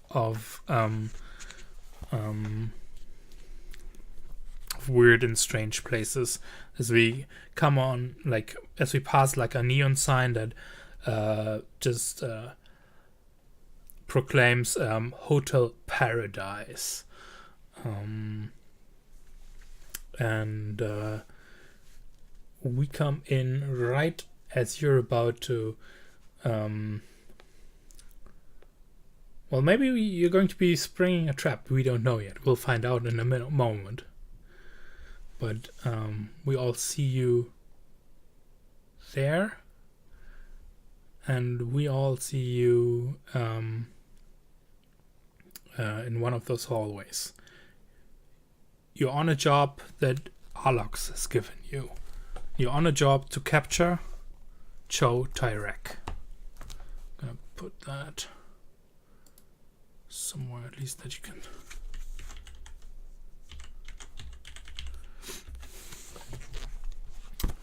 Cho Tyrek, who's like a badass syndicate muscle. Maybe Tyrese, you've like had a run-in with this person before. Mm-hmm. If you did, it might be interesting to find out about that. But apparently Cho Tyrek left the job unfinished. And the Ashen Knives don't like leaving jobs unfinished. So Alox hired you to track down Cho Tyrek and apprehend him and bring him back. Now, tracking a syndicate muscle who doesn't want to be found is not an easy feat. But you found out where he's laying low. It's probably cost you some cred, a few twisted arms, like in 2 systems, to get his location. But you've tracked him here, and that sweet prize money is about to be yours. Now, as you prepare to kick the door to Cho's room down, you hear a roar of a hover bike engine starting up, and like the hallway, alley, whatever it is, at the end of it, and suddenly blast of fire erupts, and like we see that like it blasts the the plaster off the walls and like someone spraying it towards you. What do you do? And are even all of you there? Indigo's there. Is Tyrese there? Yeah. Because Indigo just goes, shit, shit, shit, shit, shit, and just hides behind Tyrese. This is perfect. So, this is a perfect example to introduce you to a kind of role here. I think it's a wild sprayer, like it's not really targeted, right? But the fire is about to hit you. Whenever I do something to like specifically hurt you or do anything in the fiction, you can say, no, that's not happening. I want to resist that. Okay. So in this case, I'd be like, well, it sounds definitely, I mean, you're ducking behind Tyrese, so I'm doing something to Tyrese now. And that's... Would we pick our loads first? Don't worry about load right now. Like, okay. We're starting in the middle of something. Okay, if you want to have it, you'll be having it. Okay. So I think perhaps we don't see Indigo right now. We just see that that fine coat run behind like Tyrese, and we see this like 6 foot, like built. A black guy. He has like a big thick like dreadlocks, and he's wearing this like fine like black suit and like white vest, and like as soon as like the bullets start flying, like they hit against the wall, and we just see him like crack his knuckles, and his like intricate like rings are there, and he just grabs like there's this like metal sheet around, and he's like kicks it up and grabs it and like puts it in front of both of them. Nice. Okay. Like a hover car door or something. Yeah. So specifically, is Weven with us, or is Weven like still on the ship or somewhere else? Or sorry. Go ahead. Maybe we wait on where Weven is for a moment. So that sounds to me like so what I'm doing here is I want to do you one harm by like you getting scraped by those blaster shots, like they're not directly aimed. And what you're saying to me sounds to me in the fiction, or translated from fiction to the mechanics, I want to resist it. I don't want that consequence. Yes. And that's what we call a resist roll, where this is where I tell you what to roll, and it's either insight, prowess, or resolve. And it's it sounds to me like resolve. You're kicking something up and you're holding it up. That sounds like prowess. Yeah. Yeah. So if you click on prowess, where is that? It's the headline above scrap and skulk. On your character sheet. I see. Your character sheet. Okay, cool. Yeah. And I just click it. Yeah, and that bonus die 0. Yep. Ooh. Got a one. What did you roll? I didn't actually see that. Should I have been ticking these like boxes on Yeah, for your attributes. Yeah, you should tick them. Oh, okay. I didn't know that. I thought I was just ticking the. I was like, yeah, that shouldn't be right. If you have 3 in scrap, you should have at least rolled. No, it's correct. No. Is it? Okay. Yeah, the prowess you read top down, that's on the left side of that line. The left side, okay.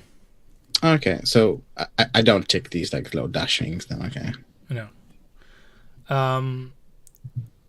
So what happens here is basically like it tells you, right? You suffer 6 minus the highest die result. So 1. So you would mark above your harm 5 stress boxes. Jesus, Finny. Not Finny. God, Indigo. Yeah, Yep, same character. Just not smart. Yeah, and I think what this looks at, but you don't get like whenever you avoid harm, it drops 1 level lower, so it goes from harm level 1 to 0, so you don't suffer anything. And I think what this looks like is what first looked like a spray is he actually catches a good bead on you, and whatever weapon he has is something more high powered, so it like punches into whatever you ripped out of the wall, and we get like the close up of your feet being like pushed back on the ground as like but you also protected Indigo with this, right? Yeah, so I think Terry is just like, do something. I don't know. Fine, just be still. And she leans out around Tyrese, and I think I'm going to with my sidearms shoot at whoever's shooting at us. Try to take fire back. Yeah, nice. What I'm going to be doing now is, and this is what I actually forgot to prep. I forgot to bring out my nice clocks. So we're just gonna do this on your ship sheet and add a clock there.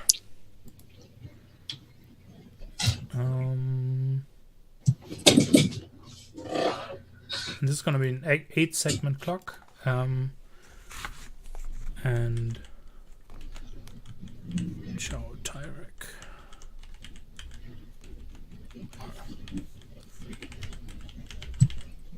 Catching show Tyrek. When that clock is full, you've caught him. If that clock ever goes back to 0, he escapes you. Cool.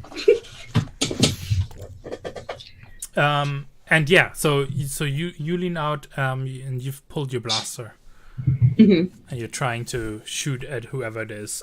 And I think you recognize your target at that moment as you like peer out behind the barrier that Therese has given you as I don't know, like it's probably like the cooling clip that gets ejected, where it needs to put a new one in.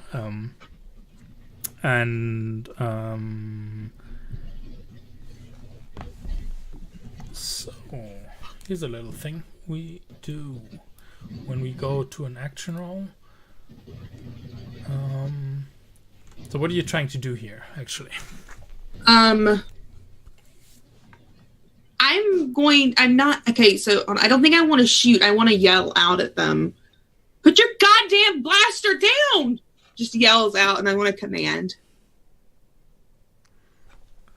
Okay, yeah. Are you aiming for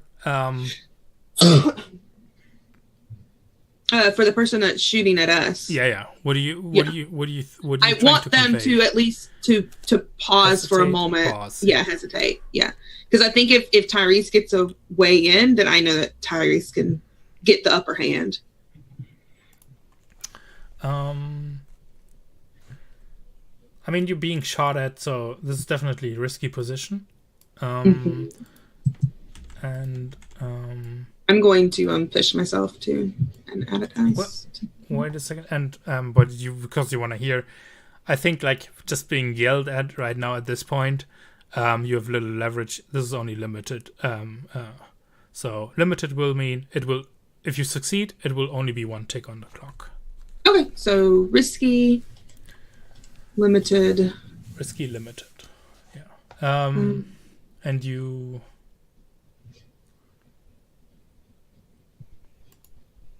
You want to spend something on this? Yeah, I'm gonna push myself. I like pushing myself. Yeah. So basically, what pushing yourself is like you're pushing yourself to stress to get an extra die here, not to get extra effect, right? Because that's also something you can do. Yeah, I just want extra die. Yeah. I want to make sure this works. Yeah.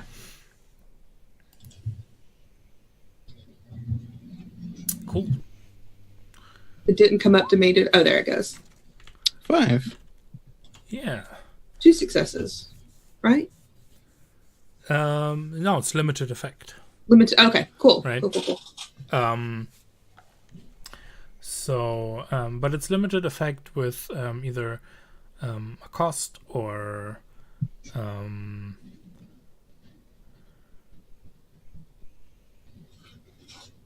Yeah, I think.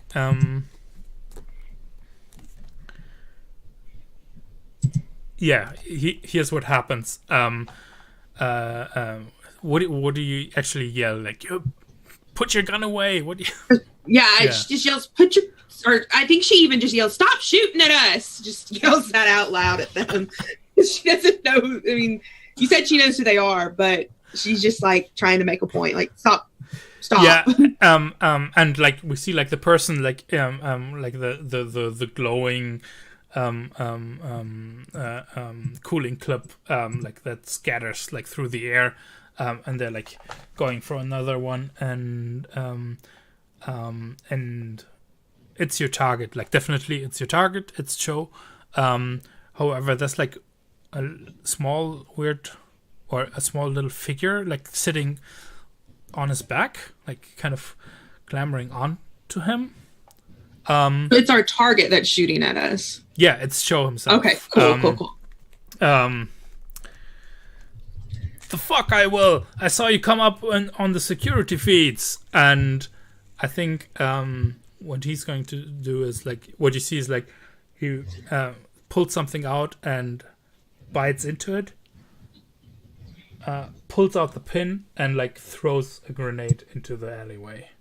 And that's the consequence here. That will explode, and it's gonna be a stun grenade unless you want to resist that. I'm gonna try to resist it. How? By hiding behind Tyrese. So, you have a big shield, and then that's two things of shield for me. I'm gonna hide. I think Tyrese would like drop the shield, see, and like try and like either like bat it back to them. So either way works, but only one of you needs to resist this. You don't both need to. So if you want to let, I think what I'm reading Indigo doing here is understanding that this is just a whatever, like a flash thing, right? And if you hide behind the thing, it's inside you, recognizing. What, you didn't put any points into inside? Well, it sounds like it's inside. Like the smart thing here to do is to just hide behind Tyrese, because Tyrese is already not affected by this. Could assist flash. Can they assist on? No, it's a I didn't think so. Mm. This is basically, we're still playing out the consequences of that 4 to 5. Yeah. I mean, you've already done one. I'll take this one for the team. I can roll inside. Yeah. No bonus.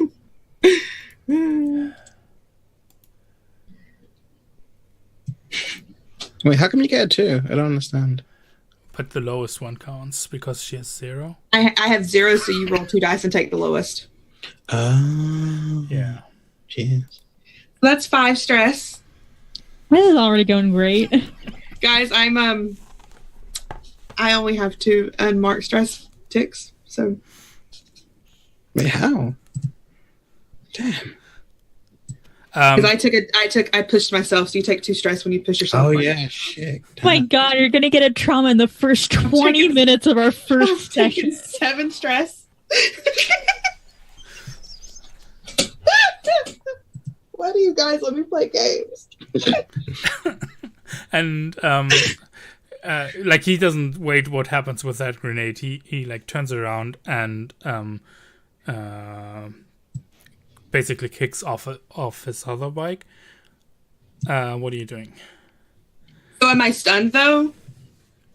Or did you when you resist like it's just stressful. How much stress you get? Gotcha. Stressful as hell because you resisted definitely. Like it's not a question if you manage to resist it, you always manage to. Like that's like a power you have in this game where you're like, I want to resist that, and you will. Only when we're talking harm, it's just a gradual thing where you can't resist everything. I am immediately hitting Tyrese on the back. We have to go after him. Go, go, go, go, go, go, go, go. He's getting away. And oh, come on. It's not that bad. Tyrese is like gripping this shield, and he's going to use his loadout fine martial arts style.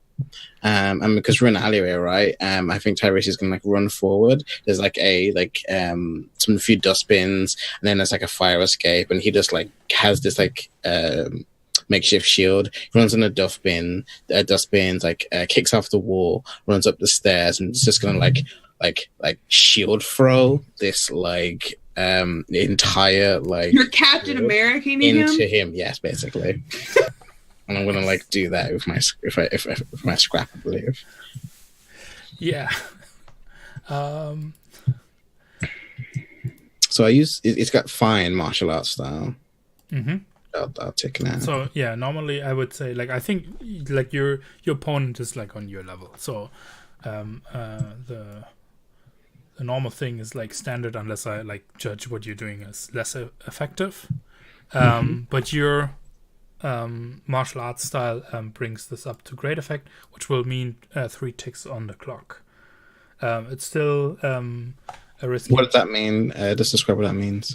So the clock you have to fill is an 8 segment clock, and you can see it on the ship sheet right now. Okay. I've opened it, calling it catching Joe Tyrek. It's underneath like weapons and upkeep and stuff. Okay, and if I fill that, then we catch him. If that's full, you got him. Yes, then he's apprehended basically. So with this action, if you manage to succeed it, you would like fill another 3, which we'll see what that means in the fiction in a moment. Okay, so is it risky, controlled? It's risky position because you like. He stole like his gun has reloaded and it's going to be shooting. What does fine again do? Because you said it adds to it does something, right? It means it's better. You're on the same level tier wise. Okay. It would be standard normally, but you get fine. So you benefit from fine to get great effect, which will mean 3 ticks on the clock instead of just 2. Okay, so I take great effect, just so I know what I'm clicking, and then dice. 5. Yeah. So with 5 you do it, right? What does this look like? Is this yeah, so like the tree is just like being bashed, and we just kind of see them gripping this torn out like car door, hover car door, and like blood's just like dripping out, and then he just like grips it, and we see it like the hands press in, and he runs up this like a few garbage piles, jumps off of it, like kicks off the wall, gets in a fire escape, runs up, and just as like this guy's about to like go out and turn a corner, we just see the shield like get thrown down. It like hits the back wheel, and the bike spins out, and like hits like a few garbage piles, and like the bike hits a wall. Yeah. And I think as you do that, as the consequence though, there are 2 things here. One is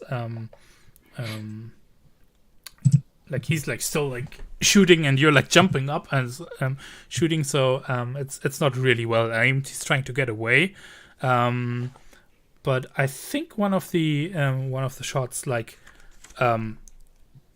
slices up like your arm. It's like superficial, but it'll be in a scrap. It'll be super annoying. So until you've like taken care of that burn mark across your arm, you won't be able.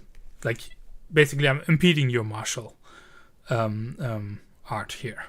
Okay. Unless you resist that, but there's a second consequence as well, and I think the second consequence is you do that, and I think it damages the bike, but he does he's able like with a hover bike to like basically drive up the wall. It's coming to me now. Yeah, like he hits the garbage, and pulls it up, and up the wall. This is he's a pretty hotshot driver. But you definitely get those 3 ticks. So like the bike's back's like sparking, and if you want to resist any of those, you can. But maybe this is the time where Wyvern makes Fey entrance. Yeah, I would love to push myself to use the way to throw a table-sized object with dangerous force, that table-sized object being the bike. So here's a neat trick. If you want to do like stuff, yes, I've been like all along I've been on the roof of this building. He's driving up now. So I'm like, I've been knowing this is going to happen. You can do a flashback that explains this. So I'm like waiting at the exit, or in this case, right? Yeah. And the way those things work is you explain, like you give me your reasoning, what the flashback's about. We might do an action roll for it if you like were successful in the past of achieving that.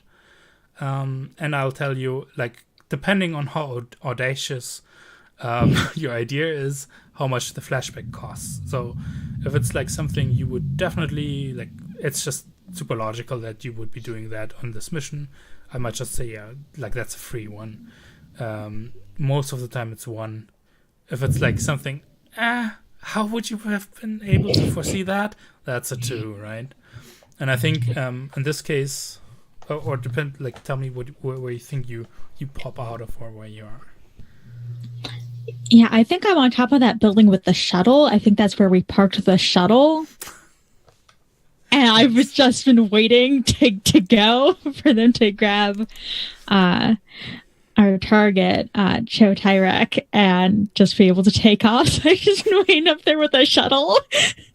I think like Indigo's even like, when we got problems.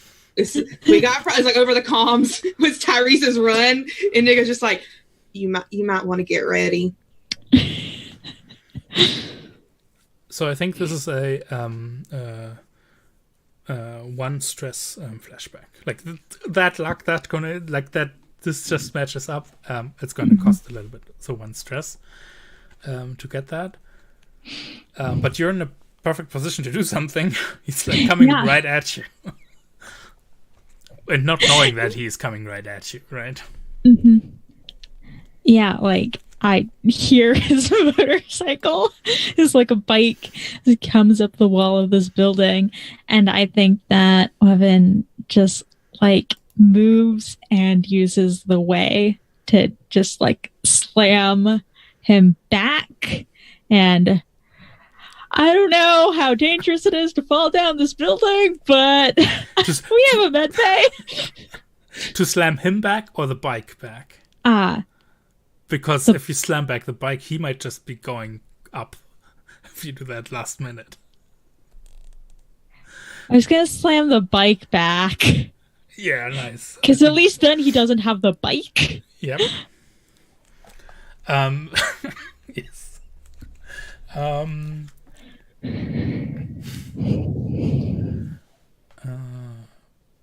Yeah, and exactly. Are you using your... I'm using kinetics, my special ability. Mm-hmm.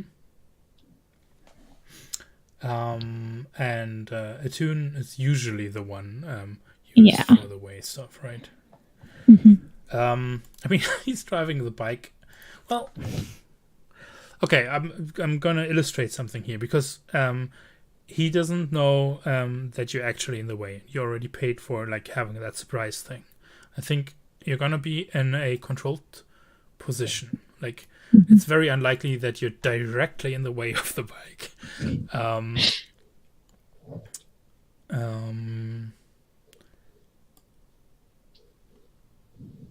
And I'm gonna give you a standard effect, which will be 2 ticks on the clock, and fictionally, like, yeah, he'll, if you get it, you push the bike out underneath him, and he'll keep like have the momentum and like land maybe hopefully face plant down on the roof of where you're standing. But you get the other bonus of pushing yourself as well when you do this. So you Okay, so I still get an extra die for this. Or you get great effect. That's also. I'll take the extra die. Okay. Do I put in pushing myself before I think I go the rest of the menu, or it'll ask you for bonus dice. Okay, bonus die. 1. There we go. That's a 6.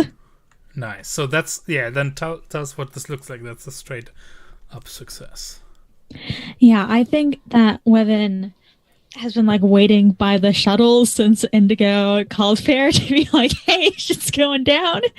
And they like here's the motorcycle driving up and just kind of turns and like pushes, like manipulates the space between them to push the bike back, and the bike kind of goes sailing off of the roof and back into that alleyway.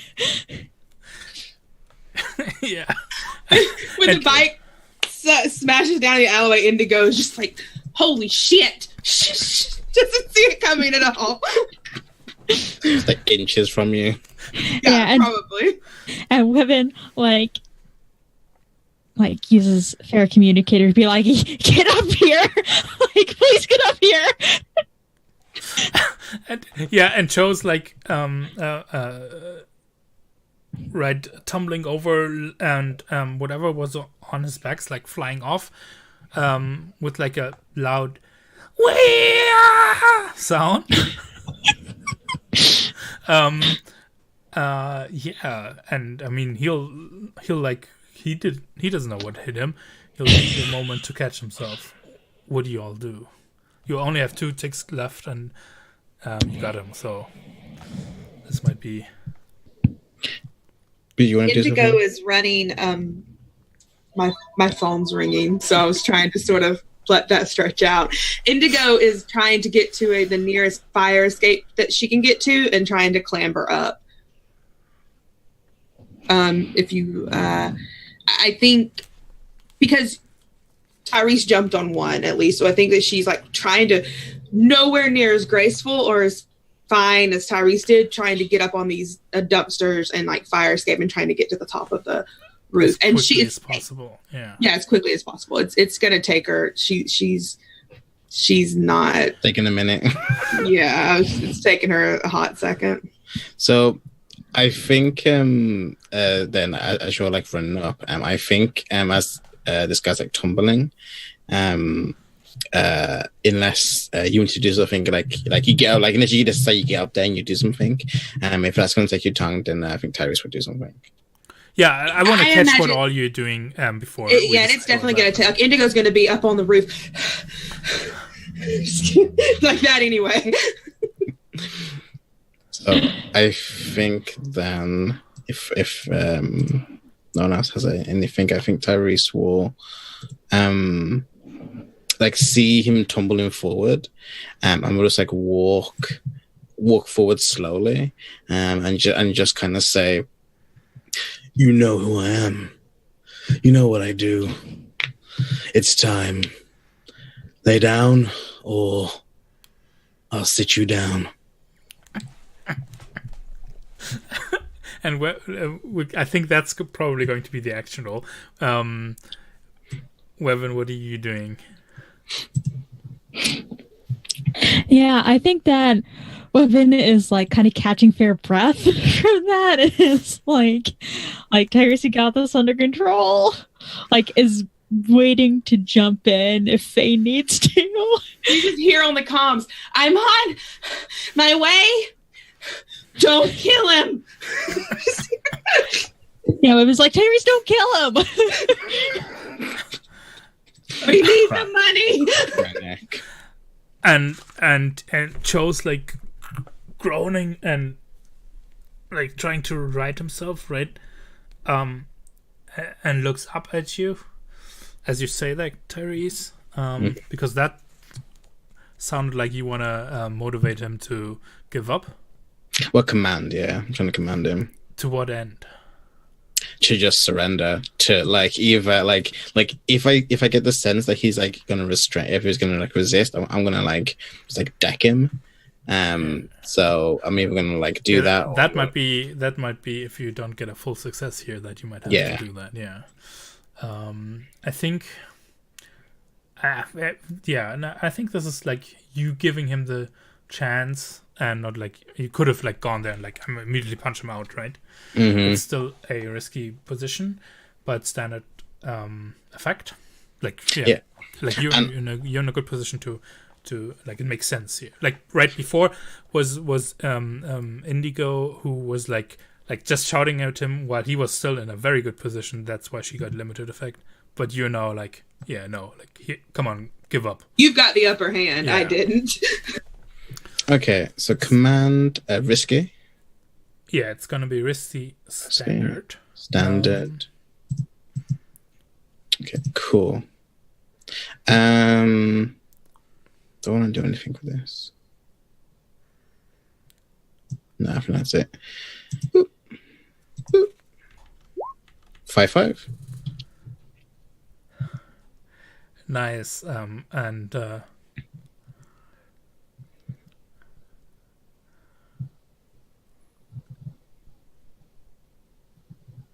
Yeah. Okay, I think this is what happens.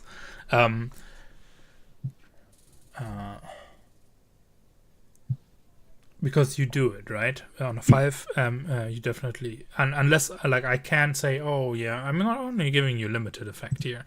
But I'm not going to do that. Like, I can lessen your effect as a cost, basically, right? So, to say, like, oh, yeah, you don't get there all the way. But what I'm going to do here is, I think, a little something different.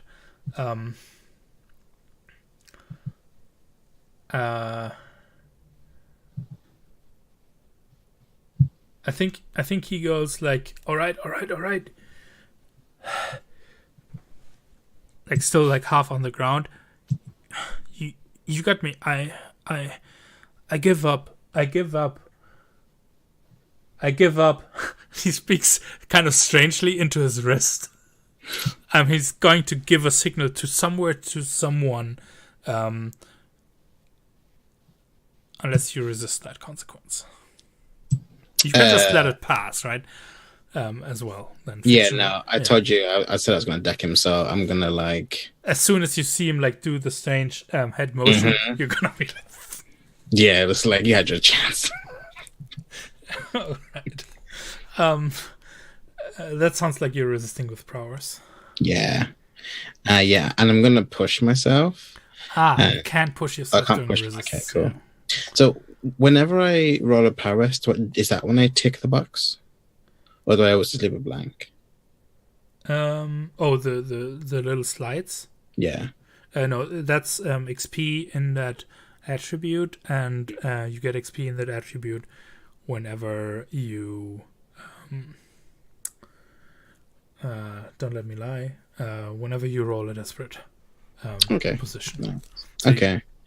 Get yourself into deep trouble, then. I need to do that more often. Okay, so no bonuses, roll 4.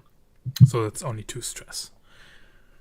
What does it look like that you knock him out before he can actually Yeah, so like I think I'm like walking over to him, and he's just like, I do it, I give up, and like I think there's like maybe like a piece of the metal, like a hardboard piece of the metal that came off of the bike, and I just like grab it, and I see him like going to speak to his comms, and I just like throw it up in the air, and I do like a spin kick, and like shoots towards him, like conks him in the head, and it's like knocks out. And I'm just like, I warned you. Yeah. Yeah, I like that. Yeah, you got him.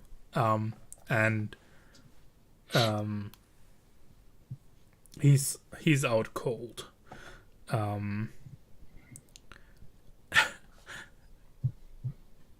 Meanwhile, Indigo and Weven, like something grabs your attention at the side, right? Whatever was on his back is kind of like uprighting itself, and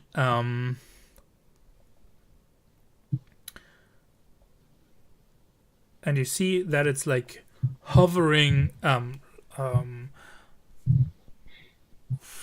like kind of chest high over the ground, and it's almost like this little torso that has like extruding arms, and it's got this little bulky thing. Instead of a head, it's got a bulky thing that protrudes from its chest. You would call it chest as soon as you realize that, and its little arms are like going like that. Don't hurt it. Don't hurt it.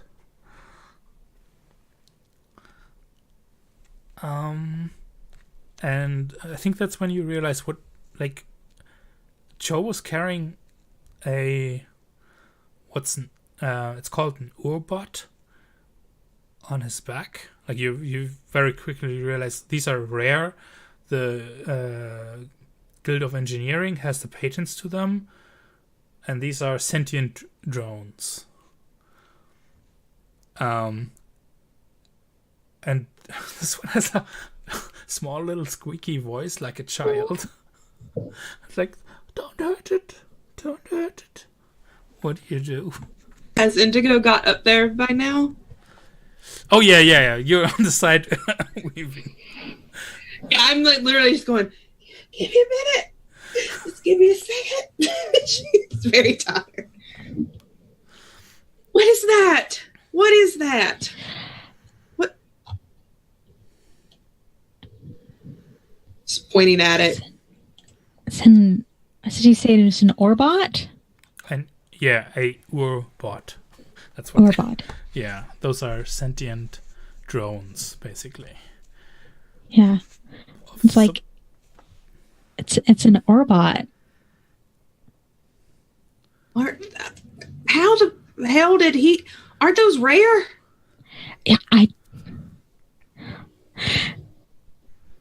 don't know. I can't deal with this right now. And she's gonna walk over to Cho and look at Tyrese and then look down at him and then just pat Tyrese. I imagine Tyrese is a lot bigger than Indigo is. Yeah. He's like 6'1", 6'2". Yeah, and Indigo is probably very average, 5'5", 5'6". Just pats Tyrese on the shoulder. Good job not killing. He's alive, isn't he? Good job. I'm really proud of you. Let's get him into the shuttle. Right. Tyrese would just like grab his collar and like hawk him over shoulder. Indigo just brushes off her fine black and white coat that she wears. I'm exhausted, Wevin. What do we have to do anything with whatever that is? I've never even seen one of those in my life. Hey, come here. It's okay. It like draws forward very gently. This film's gonna be a murder bar. I can see it. It's not one of your games. That's one of your games, Josh. That's true.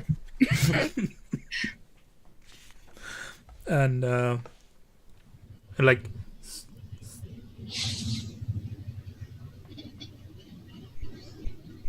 do you want to come with us and show Tyrak?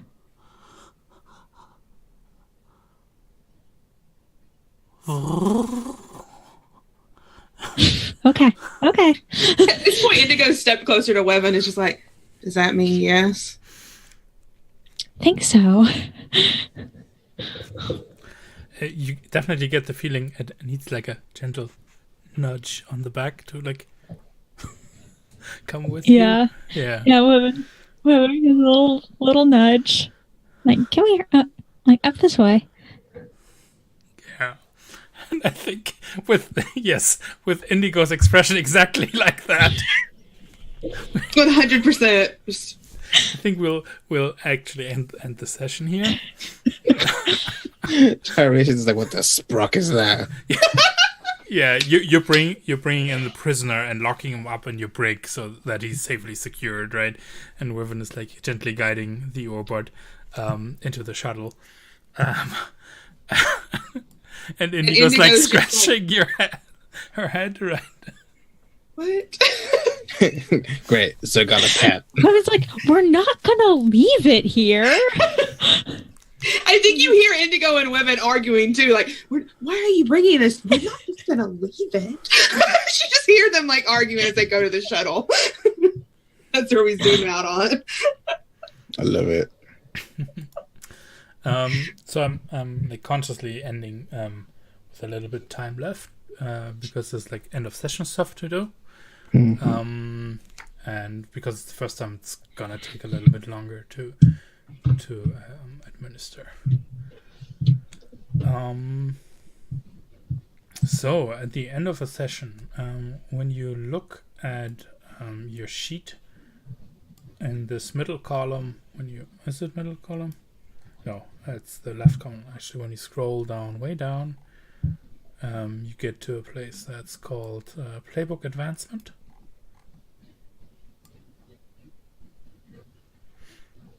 And there it says the ways to get XP. Every time you roll a desperate action, mark XP in that action's attribute. So that's when you roll a desperate action. That's the times when you mark XP during the session. And then there's a line that's different for all of you. When you've like addressed a challenge in a certain way.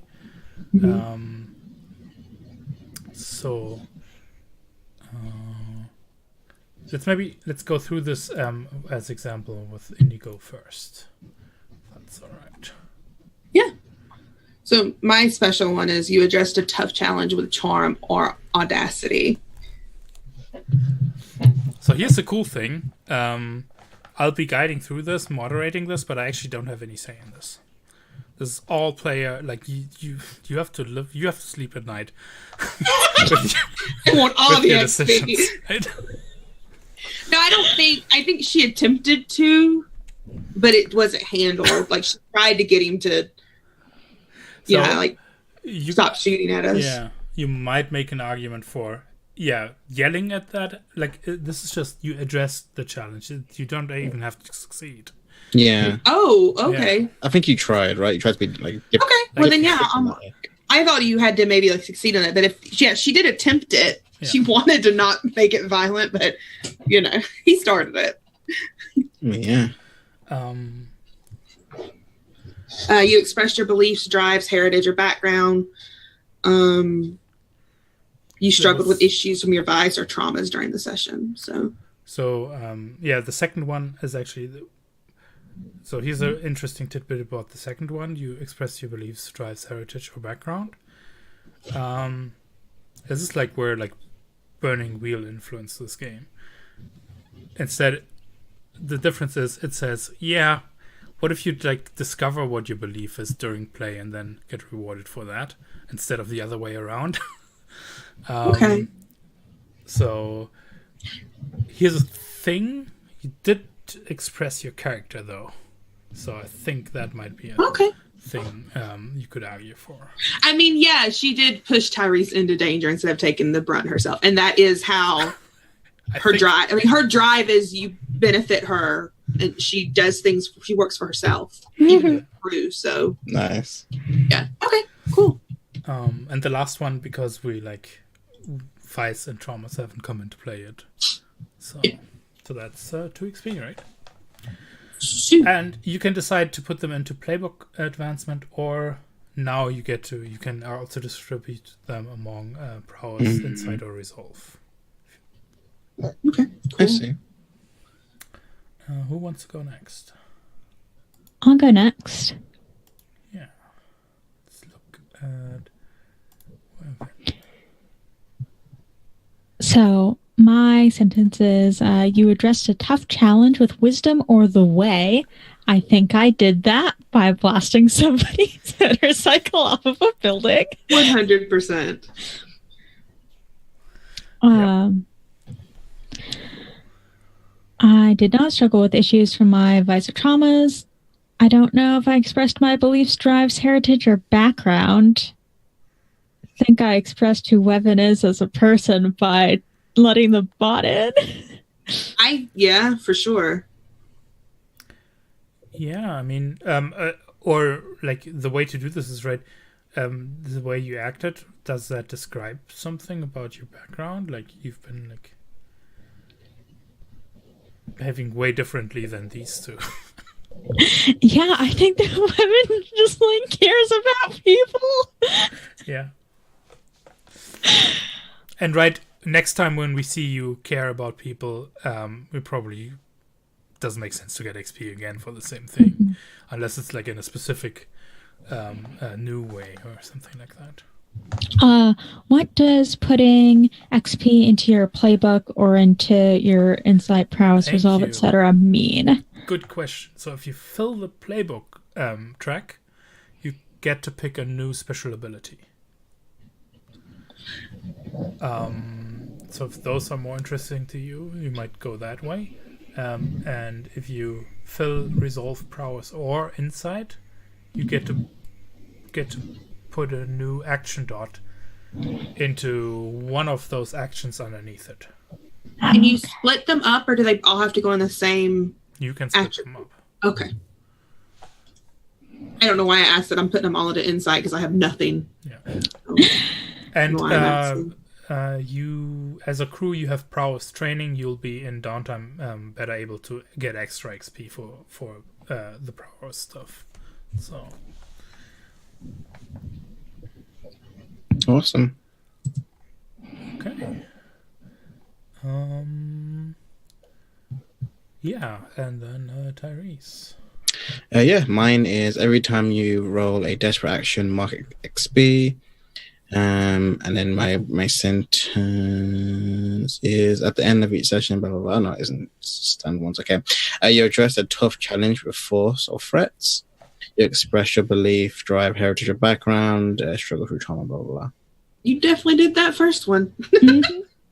Twice. I'd argue Not twice. Only, you hit him with the shield, and then you threatened to hit him. And then you hit him. And then you actually did hit him. I did.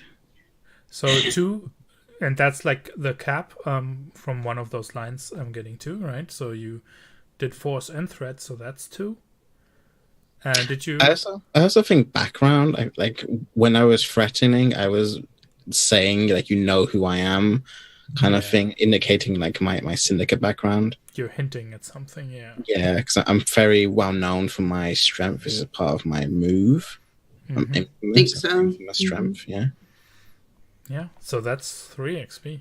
Sounds like, right? Yeah. Claiming. Awesome. So and no one can tell you no, isn't that?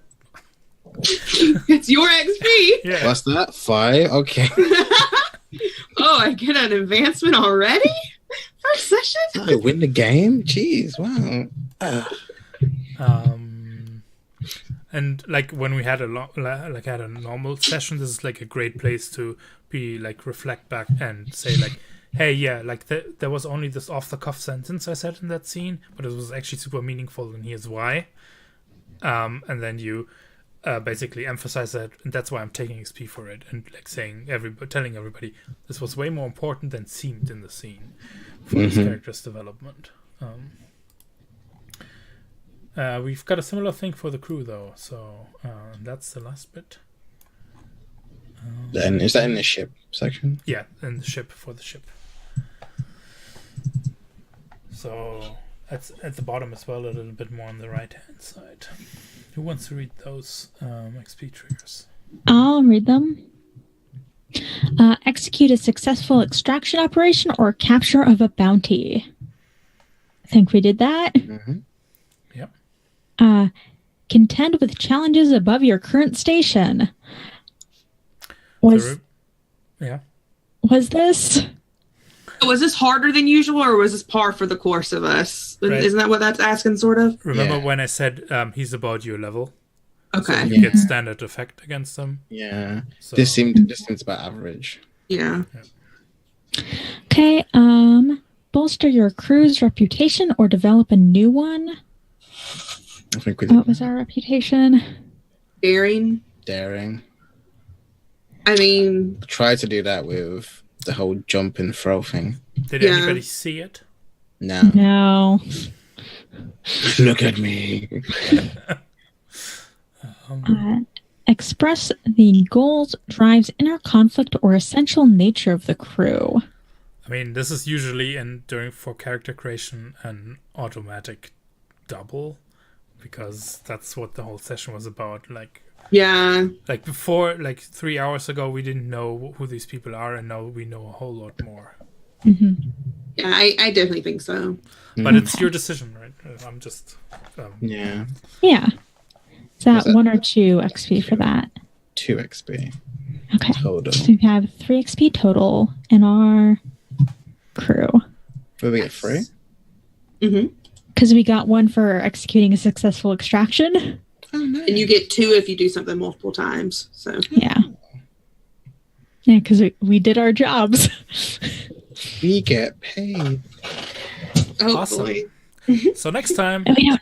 it'll just be about bringing Joe Tyrek back, right? To the Ashen. Just about that. That's all. Sure, there's nothing else gonna happen. No. Awesome, thank you. I love this crew. I'm super excited to see where this goes. Mm. Yeah, I am too. If we want to go around and say who we are, where we can find you online, any plugs you got coming up, we can start with you, Matthias. Yeah. Hi. You can find me at mthsblgr on Twitter, and tomorrow on twitch.tv/otherdog, where I'll be GMing the Cold Ruins of Last Life, which is kind of like, it's picking up speed now. It's gonna be really interesting. And on Sunday I'll be on Pro Restarters channel for our Mouse Guard finale. Yeah. And then back again on Tuesday for Apocalypse World, which is also catching on fire. Literally or figuratively, or both? I know how that game is. Yes. Yes. And yeah. Go ahead. And on Thursday, actually, we'll be taking a break with Monster Arts until after the holidays, because people are traveling. Next, our birthday boy. Happy birthday, Josh. Hey. Happy birthday! Yeah. Thank you. We did the episode. I mean, yeah. So yeah, God, yeah, thank you for having me. Super great. Loved it. Loved what shenanigans we're gonna get into. Shenanigans. And yeah, I am Pro Restarter. Catch me on Twitch, Twitter, YouTube, and Instagram. All of that good stuff. I have a slew of things coming up next year I won't even go into. Just check out my Twitter for that. At Pro Restarter, and just shows not this Saturday but on Sunday is Perfect Dim Load on Lowlania channel. So yeah, just catch me and see what I do and all that good stuff. Thank you. Elle. Hi, I'm Elle. You can find me on Twitter at OccasionalL. I'm doing a bunch of stuff. Find what I'm doing on Twitter. I'll post about it. I'm Katie. Thank you for hanging out and watching us build our crew and our ship and start this fun little short campaign. Don't really know. It's going to be shorter than 10 sessions. We don't really know yet, but it'll be every Friday. Tomorrow or tonight, you can find me on Off the Table with the finale, maybe of Monster of the Week. One of our members is in the emergency room very sick, so we don't know if we'll be playing yet or not. It matters on how the drugs take care of him. But if that goes off, you can find us at 10 Central Standard Time playing Monster of the Week. Tomorrow I have a couple of games, and you can catch me on YouTube. Username is KatieFace, I believe, there as well. I'll put this up soon, and catch us here next week. at the same time, 2 p.m. Central Standard Time, and we will continue this wonderful space shenanigan journey. And thanks for hanging out, everyone. Bye.